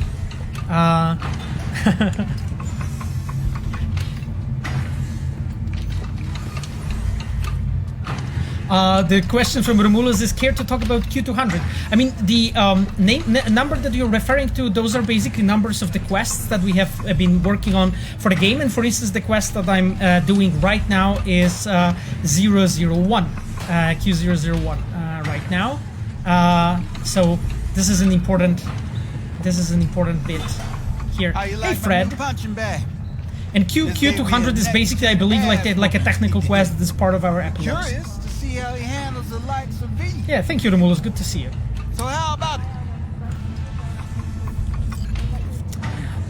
Coach Fred, yeah. So this is, we are like actually, you know, I just wanted to mention a few things here. So guys, as you see, like we are here working together. Like this is a work together of environment art team together with open world team. You know, when they try to like create this feeling of like, you know, busy kind of a gym. You know, when you have this buffed up dudes, you know, like doing this crazy shit here. It's just absolutely insane what he's doing, right? But this is basically just a part of a storytelling, right? All of those small scenes and small elements to just like introduce you into the atmosphere of that place, so you really feel like being in this place. Okay, let's see. Where to get him? Off the street. Saw him looking up at me with these big, sad eyes. So I took the poor pup in, fed him, clothed him. Nah, for real. He's a military fox. Got a sweet deal, and a chum of mine tossed in a few upgrades. Now, here we are. There was a question in point. I'm in the point when Coach Fred is supposed to call me, but he doesn't. Like, and the question is, should patches have fixed that, or do I need to restart the game? Well, I mean, we are reacting fairly fast to issues reported by the players to our customer support. So if you have 1.21 and haven't been addressed, make sure that our customer support knows about it. Like we have been tweeting about it and so on. Just make sure that they know that you have this issue. You can also save us the save game, and we'll like, you know, peek and see what's going on. It's like normally this is what we are doing when we have like confirmed reports from our players that something's wrong.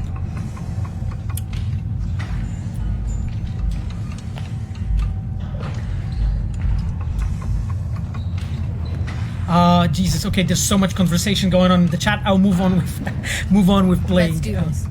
Let's do this. Light on your feet. Keep that head moving.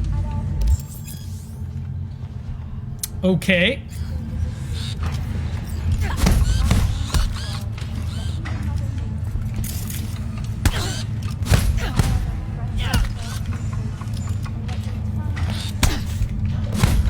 You got one hell of a punch there, Shin. Thought of monetizing it? Range of fighter too. What do you say?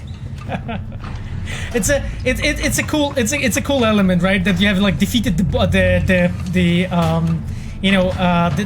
punch bot, and he basically like collapses like this, you know, sort of like in half, to just like show you very clearly as a player, you know, to telegraph to you, that's the word that designers are using, to telegraph to you that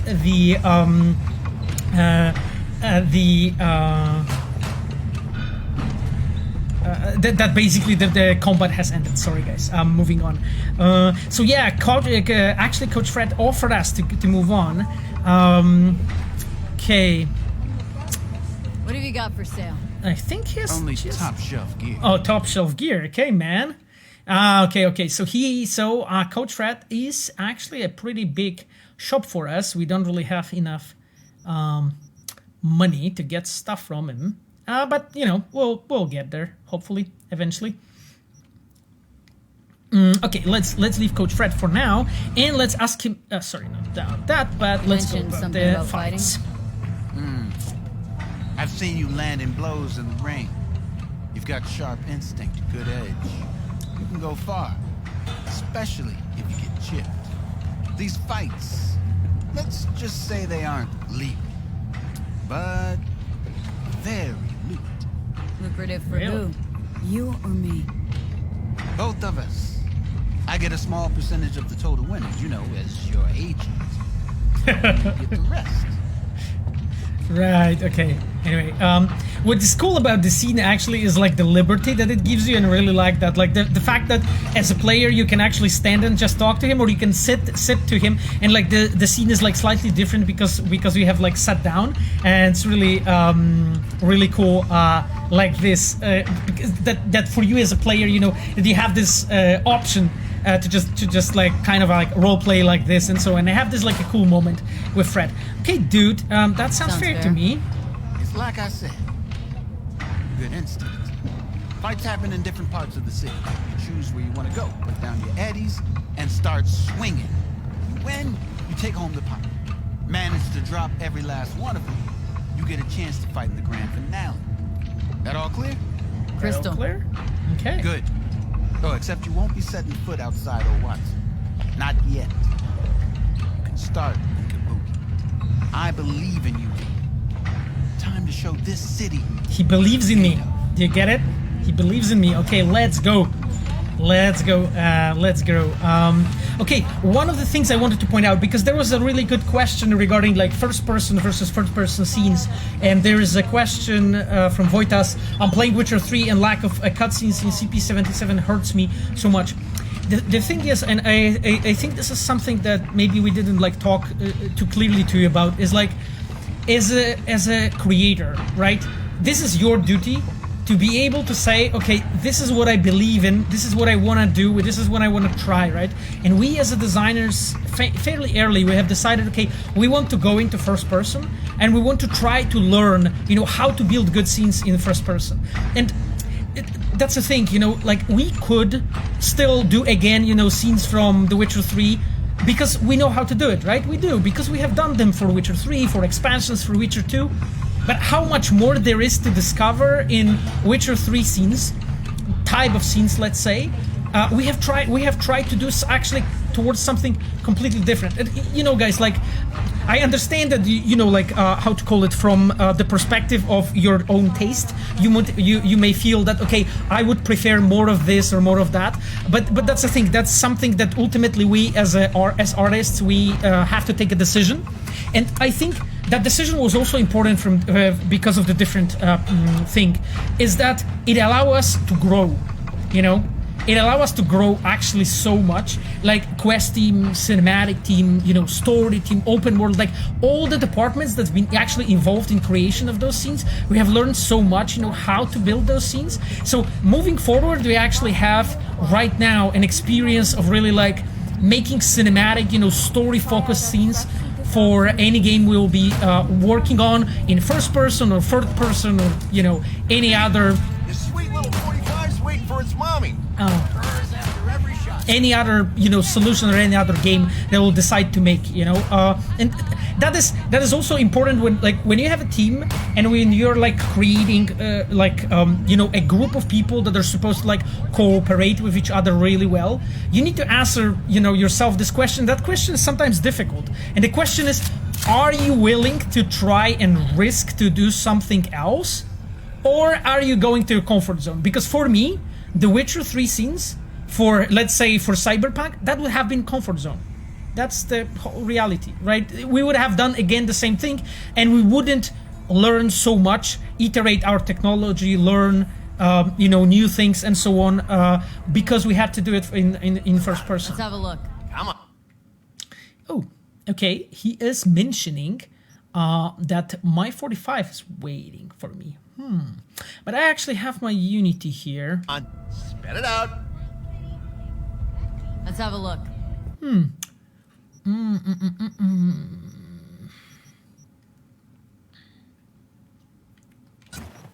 I will get this one. Thanks, bro. Dying Knight. Okay. My unit is dope though. Okay. Add sex to the game, please. Okay. Thanks a lot.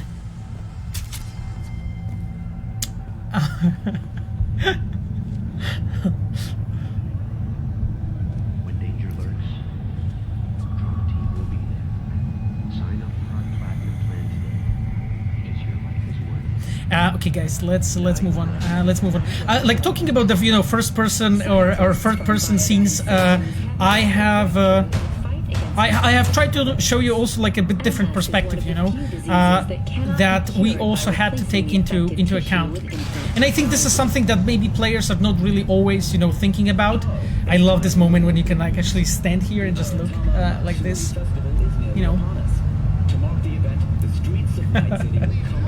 Screw 2D CP77 should be text-based.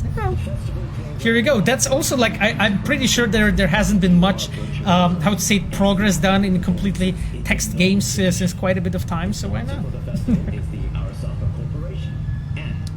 And you have also like Kaitek commenting on the side of a cinematic perspective point of view on the scene, so we can also read out his answer. You can also you can also like poke Kaitek for questions regarding this.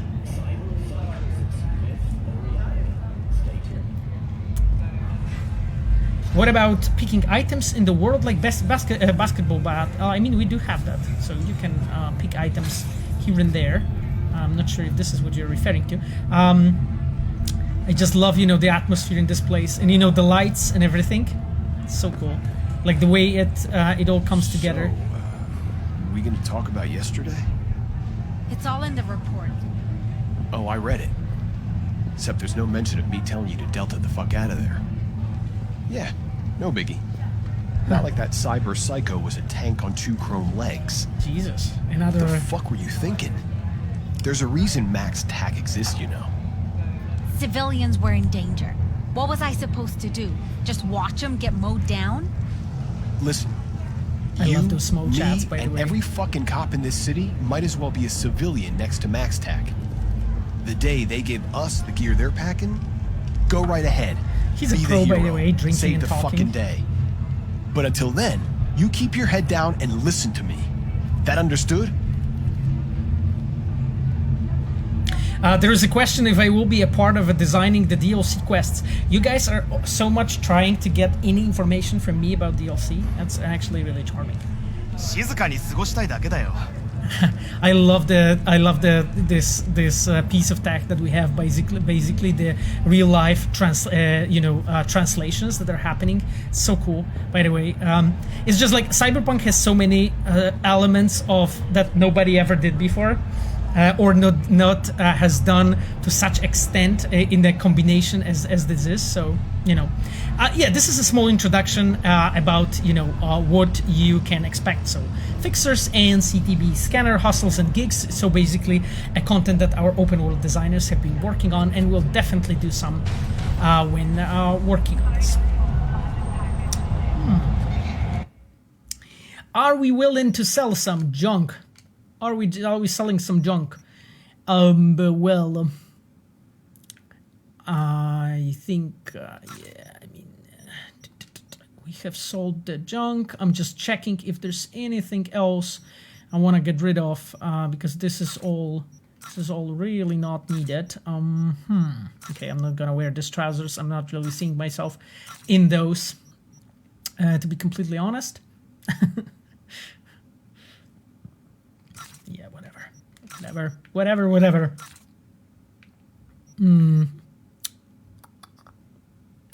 Okay, I think that's fine.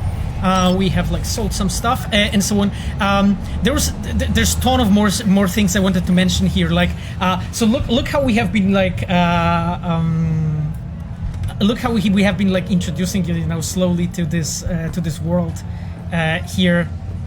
When when you as a player, you're like moving through all those scenes, seeing all those different characters and so on. This has been, of course, everything has been handcrafted to just make sure that you as a player, you will slowly start to understand the world more and more and seeing things, And it's just like even scenes like that, you know, when all those characters are like matching the location and so on. So you have this like small space when the hobos are you know, staying and so on. This is always really awesome. Mudrick Edwards. Okay, Mudrick. What up? Hey, friend. You good? Yeah, I'm decent. Thanks, man. Okay then, let's move on. Let's move on.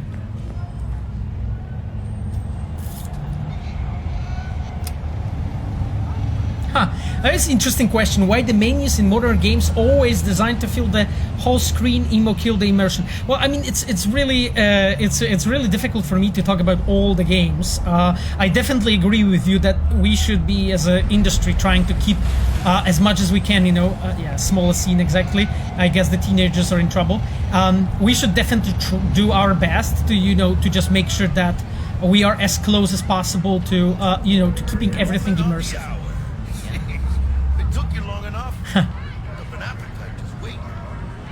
No worries, Jackie, I know.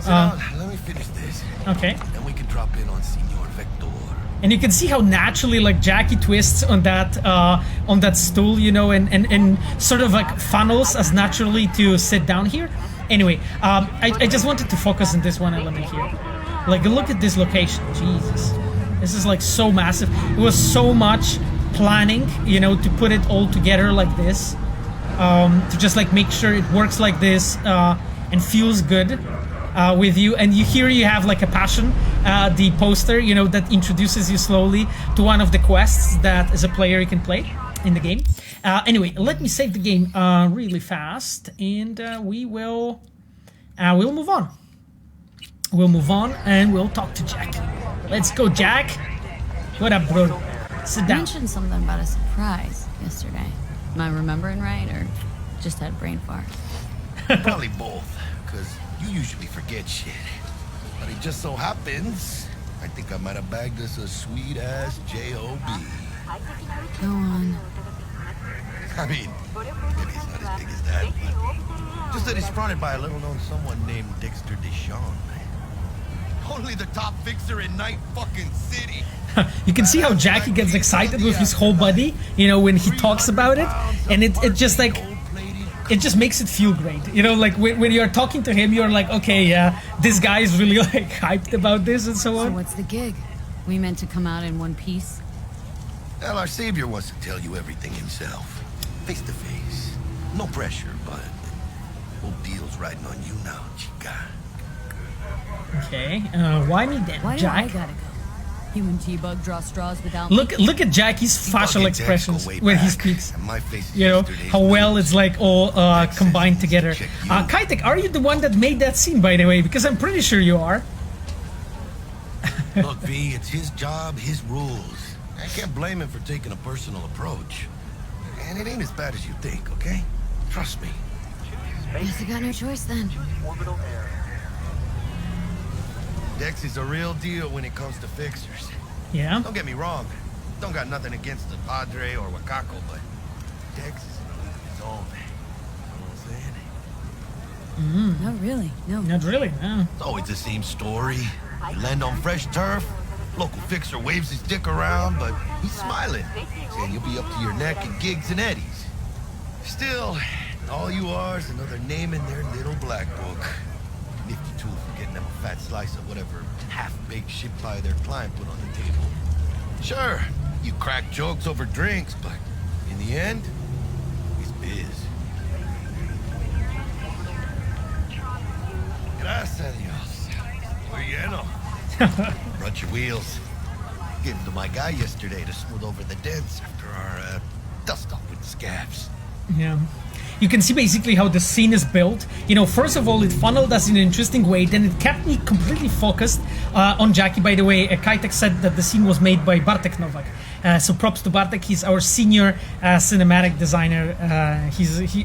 Bartek did some badass scenes in this game. I'll show you some later when we were playing.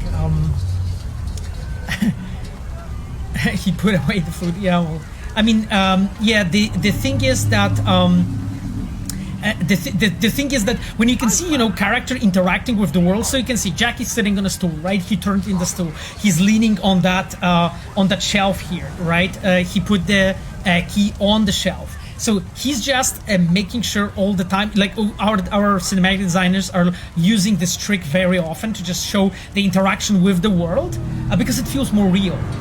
Okay, let's get the keys from Jackie. Thanks, Jack. Much appreciated. Have you thought about adding a hunger first system? Because there was obviously a lot of work into different foods and drinks, but I never felt the need to use them, so just want to sell them.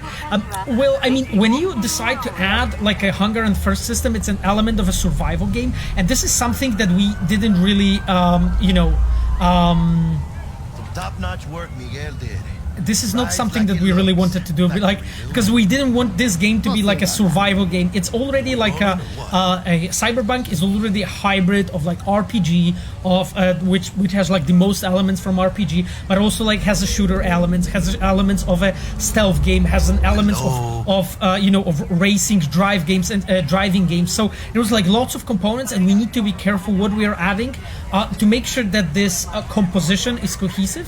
And this is what we really wanted to do. So it's not like this is not something that we consider. Like maybe at the very early stages there were discussions about it, but we kind of decided that this doesn't go along our vision, because you are adding like yet another layer to the game, and you need to be conscious about it. Like you cannot do this like in a reckless manner. Okay, then our car arrived, so let's just follow the objectives in here. Ripper Duck. Yeah, let's go. Easy on the gas, eh? I just ate.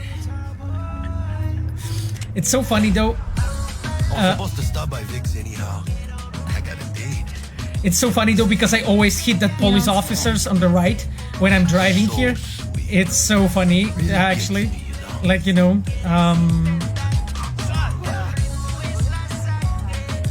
okay, let's go. No, let's go. Wow. I'm driving away, guys.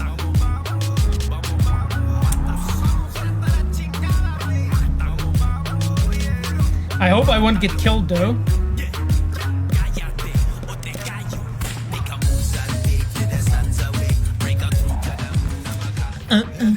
Just this. Find me once Vic's done dusting.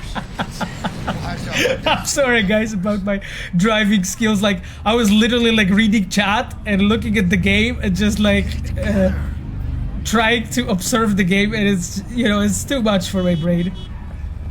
It's too much for my brain. Anyway, let's move on. Let's move on. Leah, the wall magnet. I agree. Don't text and drive, Pavel. Yeah, I shouldn't. Exactly. Time to ask for DLC. Well, nobody asked yet today. What's your favorite video game story expansion? I think it would be Blood and Wine, with Hearts of Stone coming very close. Actually, I think it's maybe not too humble to give an example of my own game that I worked on, but I honestly love them. So I think actually those are the ones that I just love. I think I would say Blood and Wine slightly better for me, just because of the scope, but Hearts of Stone is slightly different. So they're both that those who have amazing. sold you your mechanical eyes have resisted the temptation to peek through them? Cameras are all around us, even within us. Your joys, your worries, your life. For them, it is all mere spectacle.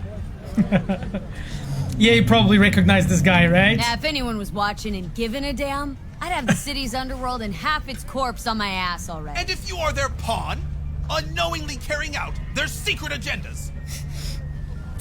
Right. Of course, Gary. Of course, there are secret agendas. Like, there's... But who are those who follow our every step, you ask? Why the Titans of Entertainment in Alpha Centauri? Yeah, I mean, there will be a bit more regarding Gary when we'll move, by putting our laughter, our tears move on forward. full display. Like in that show. Oh, I really like that small scene though, when these tourists arrive and they actually stand there and just like snap a selfie with Gary. This is like a small touch that I think it was Moritz who added this, one of our designers. I always laugh my ass off when that happens. just can't. Yeah. Shout about the good old days. Radio waves, bear the truth. Let those... CDPR devs, after fixing bugs, please improve gameplay interactions of NPCs with the player, their instant spawning and so on. Well, I mean, one thing that I can tell you regarding like patches and what we are doing is we're working. And we are moving forward with things that we want to address, and there are still some things to come. And I don't want to talk about it more. I'll sit tight over here. Me and Misty got a little catching up to do. Do you guys hear how how the sounds changed when I left the busy street and I just go into Misty's shop, and you can hear how I'm like cut off from the noise on the street and being here and hearing the bells? Don't you worry, mi amor. We're bulletproof.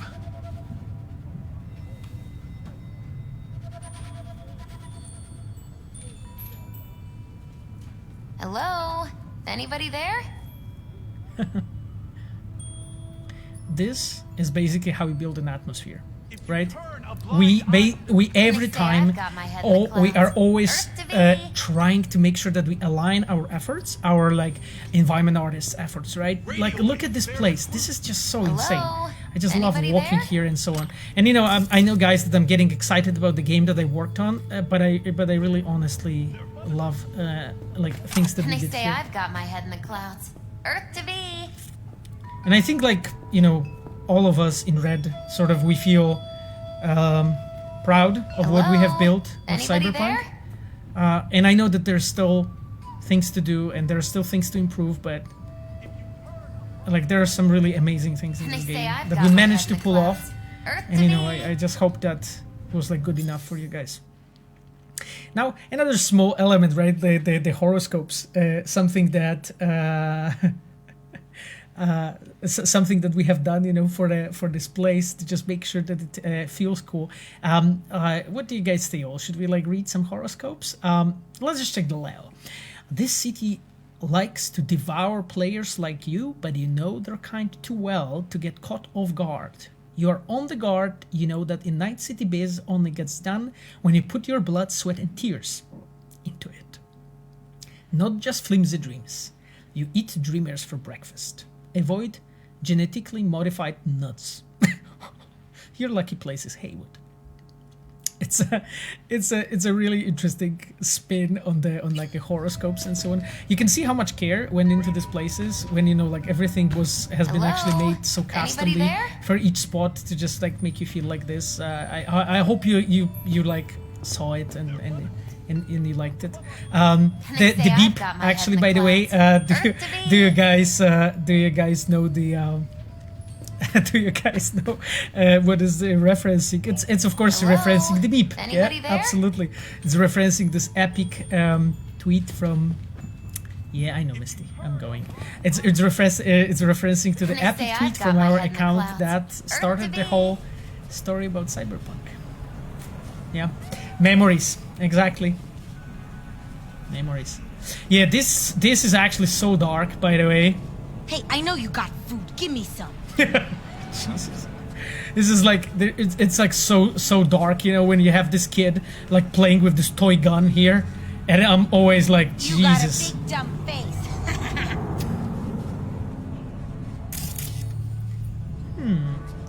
Hello, little buddy. How are you? Somebody gave you food. This is cool. That food doesn't really look that appealing, but I hope you're okay. Yeah, I hope you're okay. Anyway, guys, as you can see, we have like built this whole location and this whole scenery to like show you basically this how to say it, like the dirty like underbelly of the city. I would call it like this places when you're like funneled into this cool, you know, small locations and so on like this. And I always want to like to emphasize that like storytelling is everywhere, you know. You can see those characters, you know, like that they're like placed consciously here. This dude is like experiencing a brain dance, right? There's like a poor person here. They're like chilling here and so on, and you can see like, sure, you know, maybe some of those are like some of those animations and so on are repeatable because we cannot afford like, you know, completely custom animations for like billions characters in the game. But the thing is, all those small places like this, they've been like touched, you know, and handcrafted to just make sure when you're like visiting places like this, you actually feel that there was a human that actually put, you know, a lot of effort into this, you know. Do you know everything about this game? Well, no, not really. Like, I'm very far from everything. However, because as a quest team, we work very much in between other departments, I had a chance to work with a lot of great members from Red and learn from them, basically. Ah, yes. Oh, okay. This is just a notification about the Rippers. Good to see you too, V. Oh, wow. What do I owe the pleasure today? Last gig, had to jack into a client's neuro socket. Think I might have gotten spiked. This is one of my favorite scenes in the game. Nausea, not you know, to bright lights. Oh, kit and caboodle. There's so much more like amazing scenes in the game, but look, God, I just love this one. Besides that, how are things? Heard of Dexter Deshawn? Fixer. Gave me a job. Name's Dexter Deshawn. Chat's getting spicy. Okay. From the afterlife. No denying you're moving up. I will pet the cat. I'll pet the cat when we'll be leaving, I think, right? Because I don't think that right now it was possible. Up, that's all. I've heard some things about Dex. He's not as chill as he makes himself out to be. Okay, need some new kit, but tools, not toys, Vic. Time I bumped up my sights and got a grip. Really? Now? Finally? Vic, shit's getting real. Got a job from Dex Deshawn, hitting the major leagues. Need tech that can perform. The Dexter Deshawn? Well, that is something. But let me guess. Hasn't paid you yet.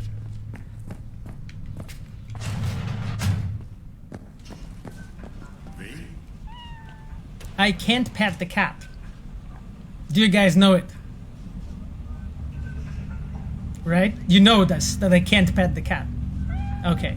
I was just making sure. I was just making sure that we are clear. I can pet the cat later. I can't pet the cat yet. Okay? Good? Are we good here? Right, okay. I need my implants. I was just making sure that me and chat were fine. Because there are people calling me monster and stuff. So, you know.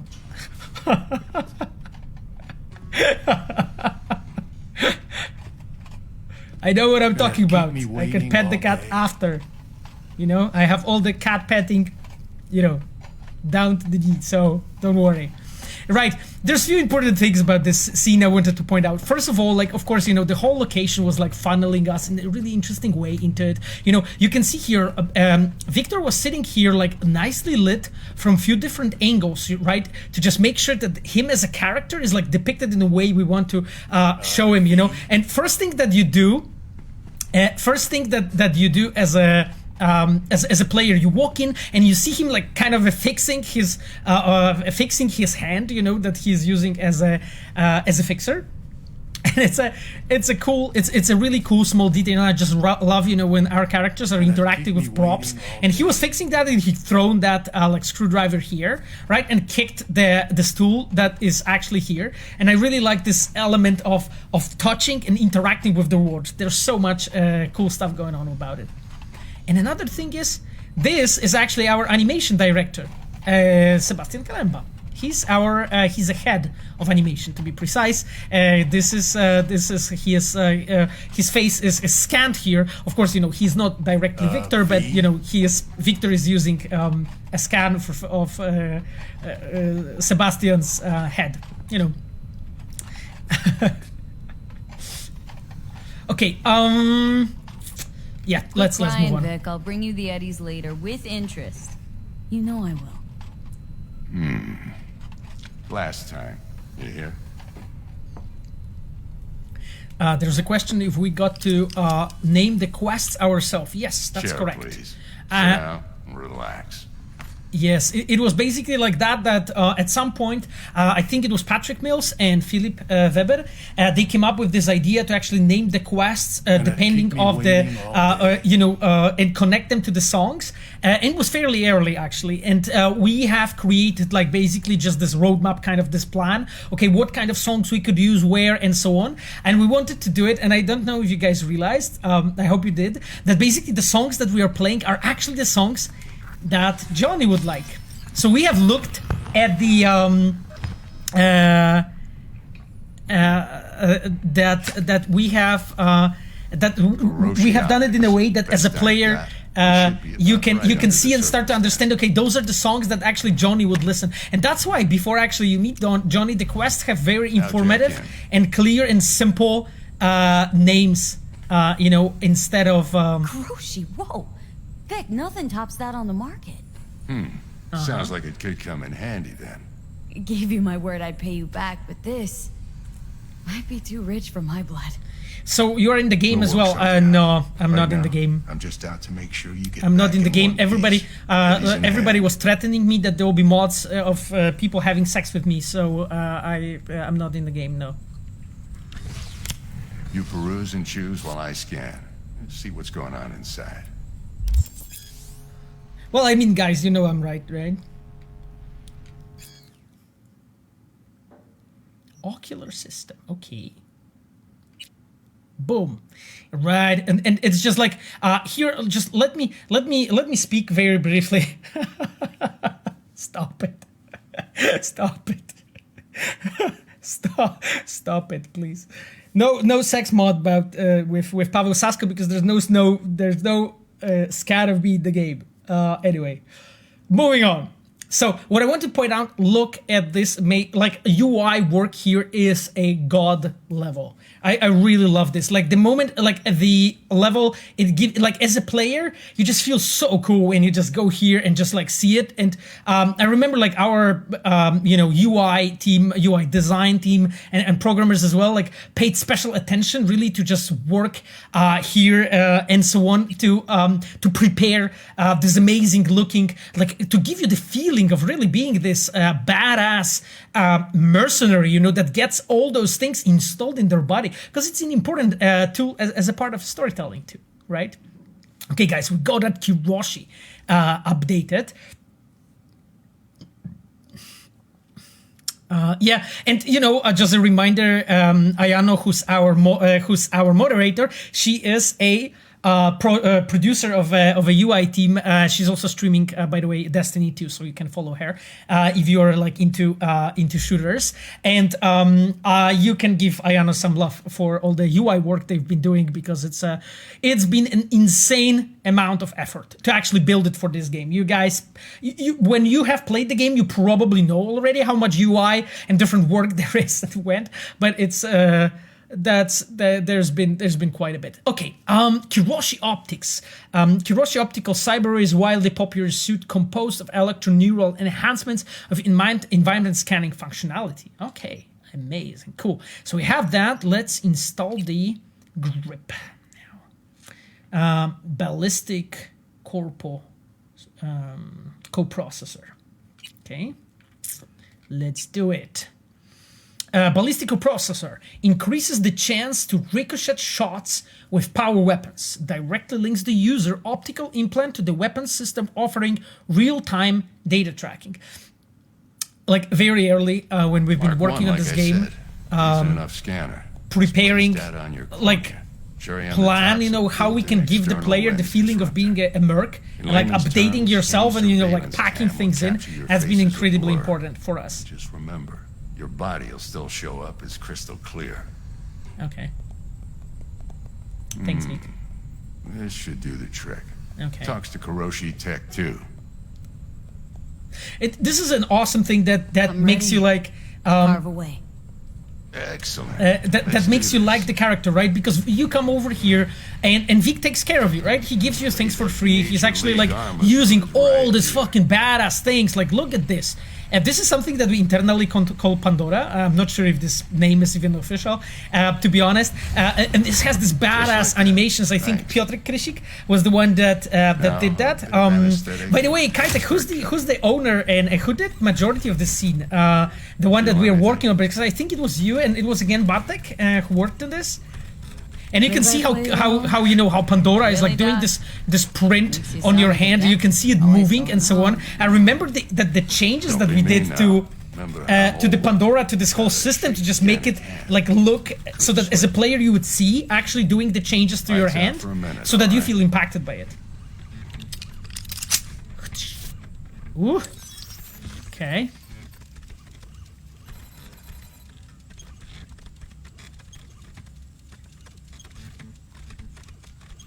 Vic is the daddy. Yeah, exactly.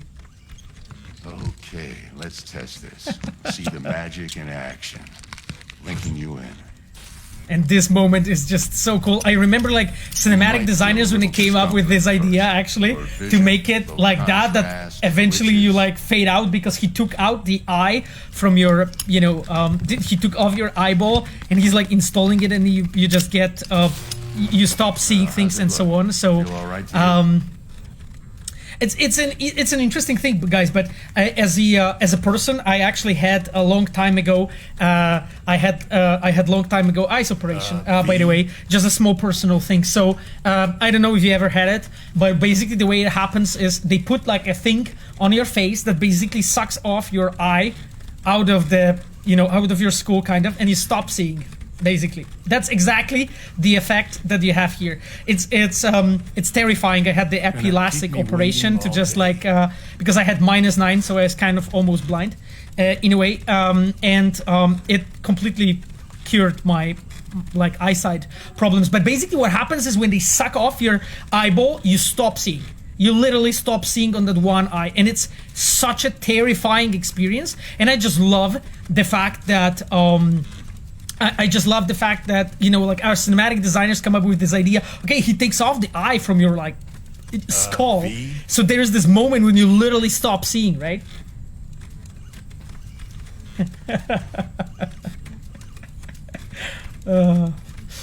Yeah.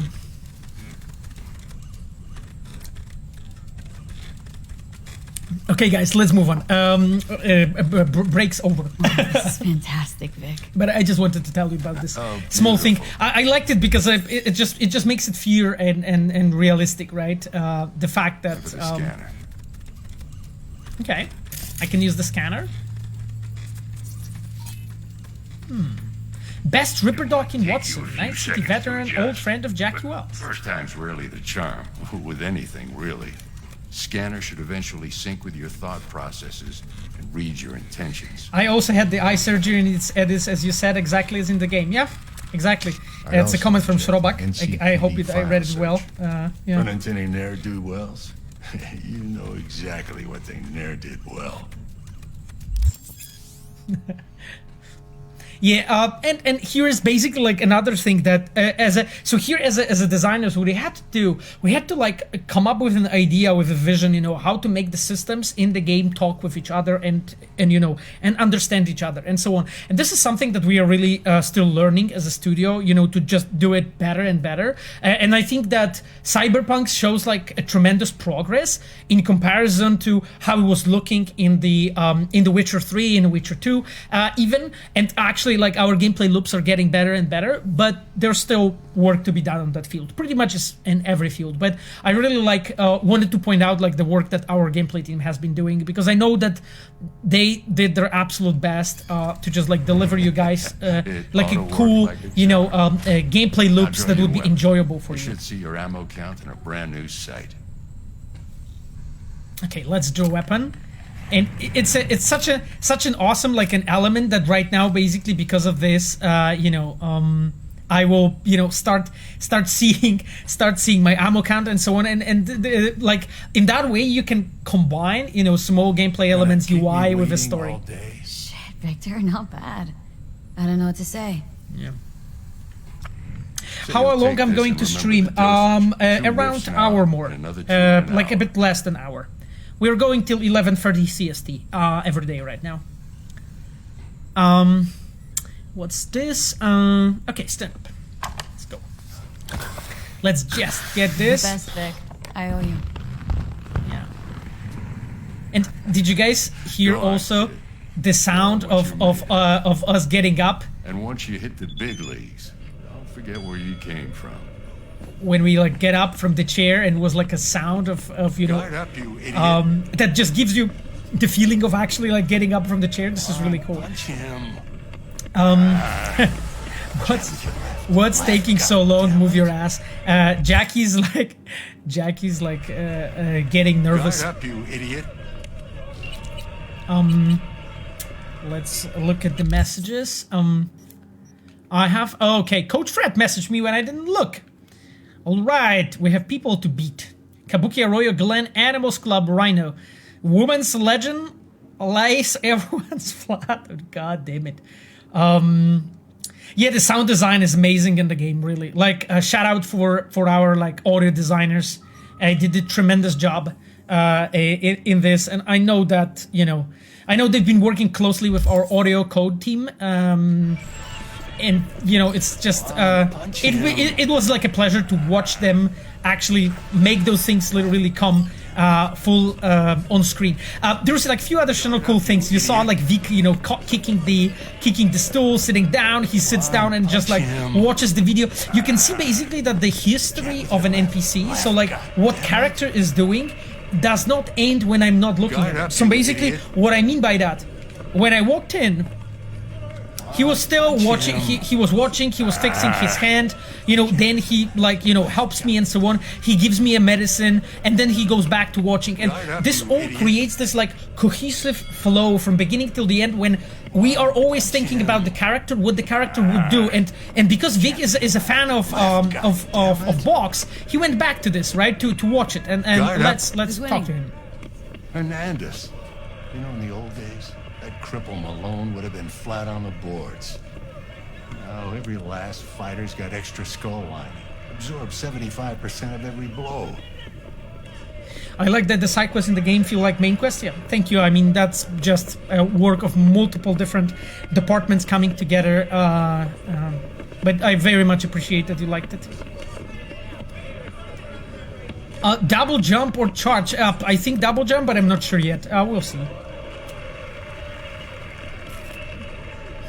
Same question I asked Miles. What is the detail you spend way too much time on? Oh, I think you will see it. I'm glad that Michał Brzeźniak is with us here, because with Michał we have done the concert for in Like a Supreme, and just goddamn it, I honestly personally love that, but I just spent so much time on like different things there, on like crowd and like the way you're dressed as a character and just the community there. There was just so much work put into this. So I hope you will get there together and you'll be able to play, and I hope that Michał will be with us when we'll be playing Like a Supreme, so that he could talk about it a bit. Miss it, don't you?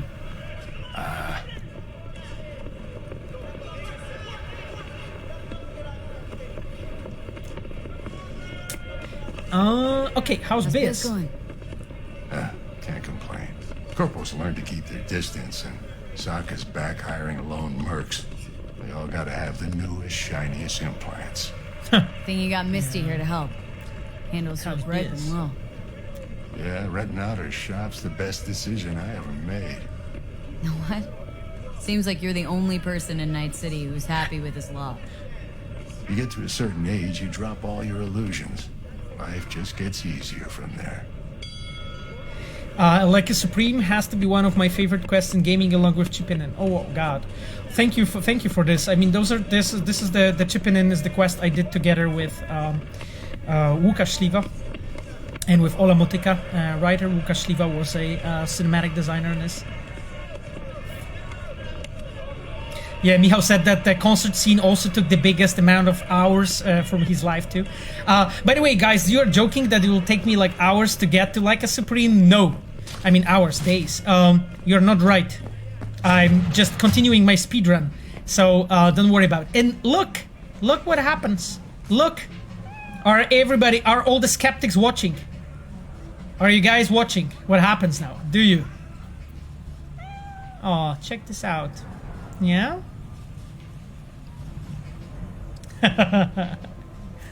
Yeah. She's good. She used to sit in her box. Now she's out. Out of her box. Anyway, let's move on. A small detail, by the way, did you guys realize that the community has changed? We arrived, right? Look at this. Look at this bum here, right? Like, there are like small changes that happened because of the fact that the time has passed and so on. So there was like 2 people sitting here before and so on. Right now, they're not there.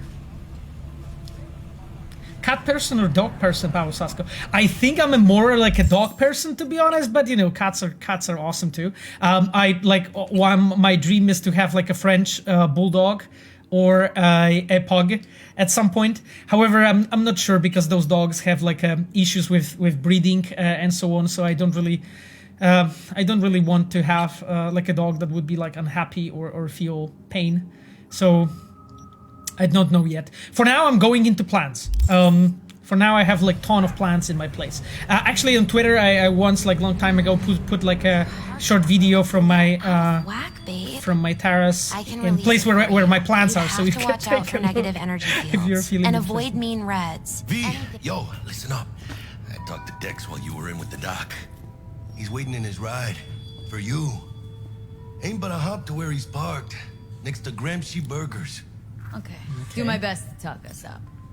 Okay, we got a contact to Dex. Cool. Now, guys, one small thing I wanted to point out. Oh, Regina has a job for us. Listen, I've got this delicate matter. That's why I called you. Okay, the go on. number of cyber psycho attacks in the city is on the rise. Now, that's probably not news to you, but this issue matters to me for a few reasons. There are people who say cyber psychosis can be treated. Right. And I know exactly how that sounds. But I believe even an unproven therapy is still better than a bullet to the brain. If I get a tip about a possible attack, I'll give you a call. Maybe you can investigate before Max Tack hits the scene. But remember, you're not there to execute anybody. Try to incapacitate the attacker, and I'll send someone to pick him up. I hope that's all clear. Okay. So this is like a small storyline regarding the cyber psychos that we will be doing in the game, and it's just a small reminder that we don't have to kill people here, right? And this is a quest from Regina. Now, guys, I wanted to point you out to something small. So did you see like when we were passing by through here, right? You can see how the staging is done, right? You can see here him directly, like Jackie is in the front of us, sitting here, and you know, Misty was kneeling next to him, just to be sure that you know, you will actually see that small scene and so on. And there's also like a change, right? We have met them before; they were talking by the counter. Now we come back and they're here, right? And it's a very simple, like a trivial tool, I would say, but as the designers, we can use it to basically tell the story and show that those characters are kind of alive, right? And just simulate it a bit better, right? Ah, there you are. Yeah, Jackie, what up? Hey, how well do you know Bug exactly? La mamita got a soft spot for me. No, but seriously, she's the type you go out and grab a beer with. Don't actually think she got any soft spots anywhere. For anybody. Yeah, exactly. Right. And you can see that when Jackie was talking about something, exactly about the T-Bug, because they do not have like the best, how to say it, relationship together. He has changed his pose, right?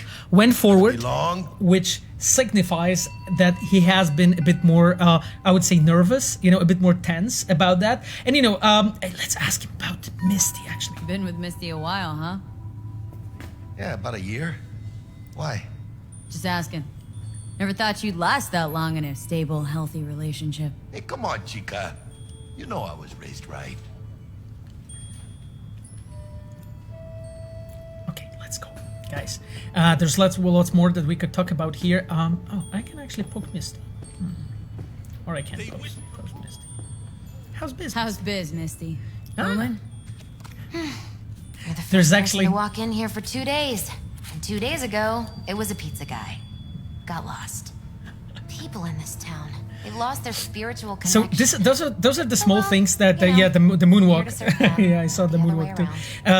Those are the small things that we are doing here to just like make sure that as a player you can also like come over to these characters, talk to them, and so on. And things changes in time. And you know, like you probably know that you know you can ask Misty for a tarot cards and so on, and she will tell you some important, interesting things depending on the story wherever you are. Creatures born centuries ago on the Antarctic ice sheet. They hide their true faces under masks of human skin. Two-faced snakes, oppressors of humanity! Okay, President Myers is a reptilian too. You think President Myers is one of them? Why so many shootings? Why do countless die on the streets as the police do nothing? Okay. What human would condemn his brethren to such suffering? And why? And where did this filth slither out from, you ask? By the way, I saw the question from what his clothes are made of. He has a garbage bag on him, by the way. Like that is cut out. Usurping our crown as creation's chosen. Millions of years ago, they evolved from dinosaurs to become the world's first advanced. How do you manage making so many tree dialogues and quests without losing your mind? I don't. Their masters? Most of us lost their minds already.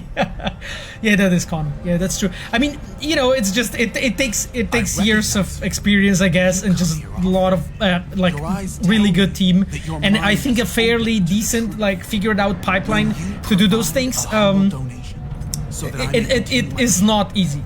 I can assure you. Ooh, Okay, let's go with humble. Humble sounds affordable. Just don't spend it on stupid shit. And you can see here again, UI takes a role in the UI plays a role in the storytelling with him, and then he. Let those with ears listen, and those with eyes behold. I mean, why I would give him 100? I mean, Gar is fine with Their one. Their mothership conceals itself above our very heads. Ready yourself, for they are coming. Yeah. Okay, guys, let's move on because we have 40 more minutes of stream or so, and I would like to do some more really cool stuff still.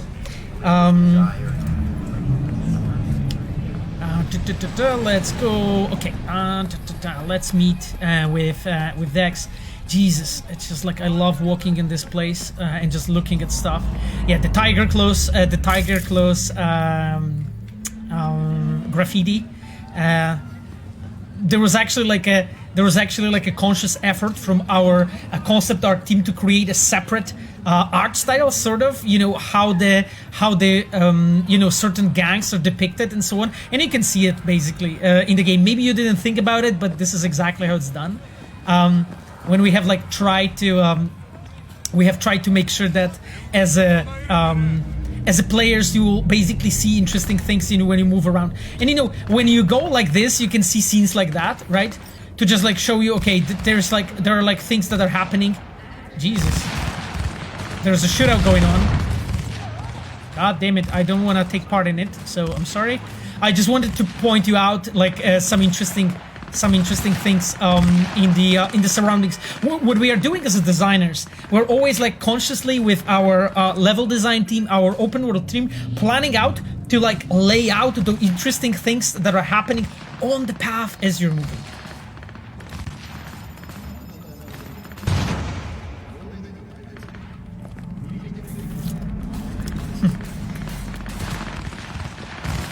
Okay, guys, let's get in. Here, just a very small trick, right? So as we approach here, you can see that there's this dude, right? Oleg Darkevich.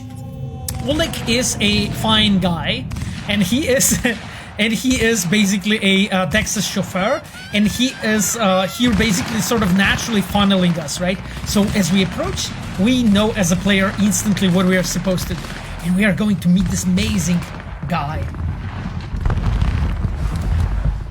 Yo, Miss V, a pleasure. Dexter Deshawn in the flesh. Ample indeed. Let's roll. Mind if I ask you something right off the bank?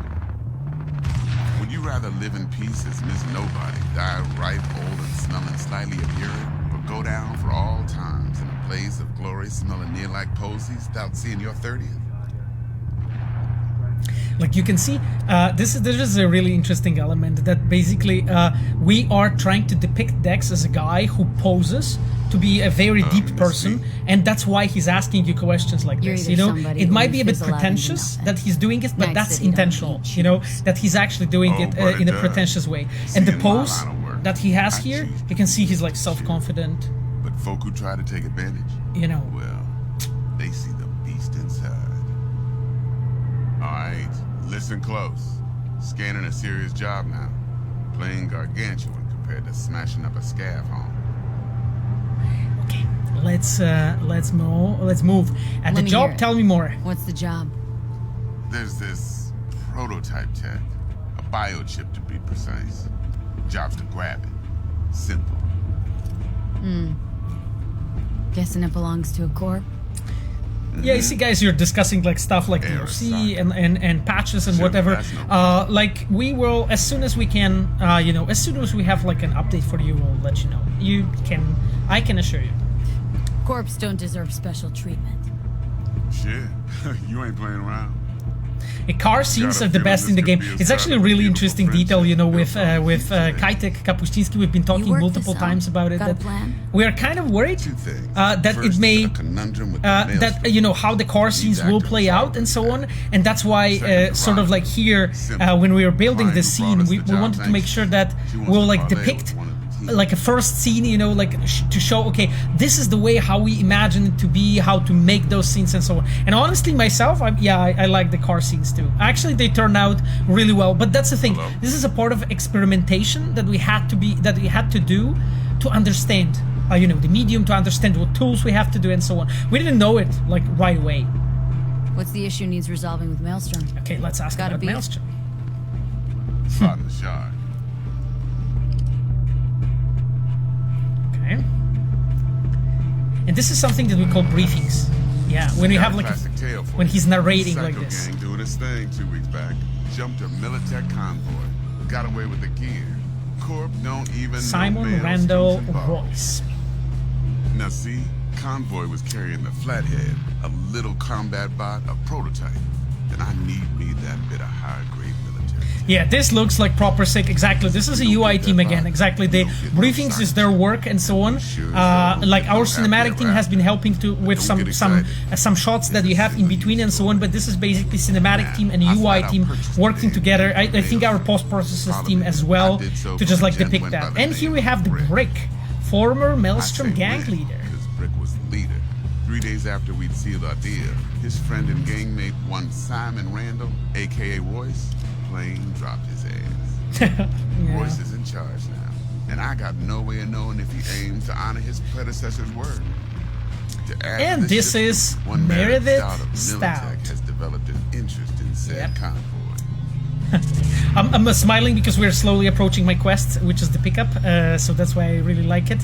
And I'm glad that we have Michał Brzeźniak here. I think we'll just leave it for the next stream, you know, actually doing something with Stout, and we'll start from there, because it's a longer topic, and I really want to be properly focused and have you guys, you know, ready to take it and discuss it. But it's a really cool. It's a really cool thing to do, you know, to be able to discuss with you, actually having even Michał, you know, to answer questions. So I think it will be dope. Who's the prima donna? Who's the prima donna? Corpo agent, internal affairs. Been skidding around town asking after the convoy as if her life depended on finding it. The one lead she's got zip-tied in her trunk. Can you talk about fate of Meredith if we will not support her? I know where she ends, but who came up with that idea? Well, I mean, unfortunately, it has been me. So, that's been me who came up with this idea. I of course always consult, you know, whatever I came up with the writer that I worked together, which was Tomek Marchewka, our lead writer, and then with Michał Brzeźniak, who has been a cinematic designer on that quest. Client. And Michał said that he will be here next week, so that's perfect. That's awesome. So then we can play the pickup actually together. Betting her wasn't easy, put the word out I was looking for any. Maybe I will show another way to play through the quest. Some brothers from Pacifica got back. That was like our joke with Mihao, that Mihao was joking that in every like review and like meeting with me, he was learning about like new paths that I didn't tell him about in the quest. What you can do actually. Yeah. Yours truly will be remote. It was so fun. T-Bug ain't no people person, and Jaggy's only good at some things. I know you know what I mean. Pretty much leaves you.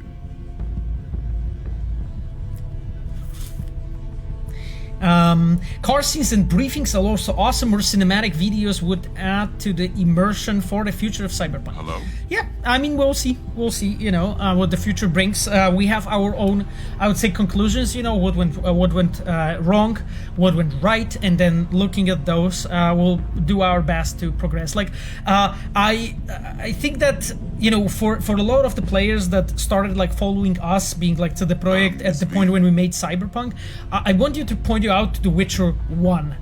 Look at the progress that we made from The Witcher 1 to Witcher 2 to Witcher 3. And I'll just leave it at that, you know? Think I got everything. Time I got to work. Well, that's just music to my ears. I'll set up the meet with Miss Parker at Lizzie's bar. Flathead, though's gonna be all you. Okay, I don't know who the weird Spark is, but that person knows my methods.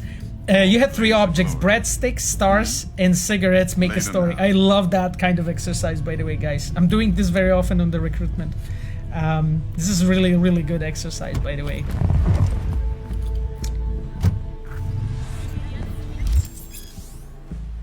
Really hope for more Cyberpunk games. Well, I mean, we'll see what the future brings, right? I'm not, you know, I cannot promise you anything, guys. What we'll do, we have shown you our roadmap for this year, so you know what's coming, and I will leave it at that. As soon as we can talk about anything, you'll be first to find out. Okay. Claim to want to check our program. So right now we are just updating Jackie what the situation is, right? So we found out that there's two jobs that we have to do. Military prototype. Maelstrom clept it. Then Dex paid to take it off their hands just before the Gangoons had a switch up in management. Right. Heard about that. Royce versus Brick. Hostile takeover. Well, it sums it up. Dex wants us talking to Royce. Gave the deeds of some Militech agent too, but don't know how much help she stands to be. There's a cool question. How do you see the future of Cyberpunk 2077? It's a very interesting one. I mean, I feel fairly confident about, you know, how the future is going to be. About this game, we have learned a lot throughout the whole process of release, of post-release support, of things that went wrong, you know, like we watched so many like you know, reviews and read through so much feedback, you know, from the players and so on. And I think that when you're like looking at the patches that we have done so far, I think you are seeing, I hope you're seeing an acknowledgement in a way of things that we do agree with you regarding some things that didn't work well. So how you want to play this? I can like tell you one thing about like myself. I've been doing everything I can or could. Let's go start with the client. I was doing everything I could to make sure that the you know, Cyberpunk is as good of a game as it can be. And I know that all the Reds have been doing the same. You know, people that are here on the chat, you know, we've been all really absolutely like day by day fighting to make this the best possible game we can. Because we knew that, you know, like, not only that because we have done Witcher 3, like, we wanted to improve, right? We wanted to do actually something that will be much better than The Witcher 3, you know, on many, many fields. And we have decided to iterate and, like, I would say innovate and do changes to things that we actually have done in the past, that to do changes to do things differently, and this was very difficult and very ambitious, you know. And I think we have succeeded in like lots of different fields, and we have failed on plenty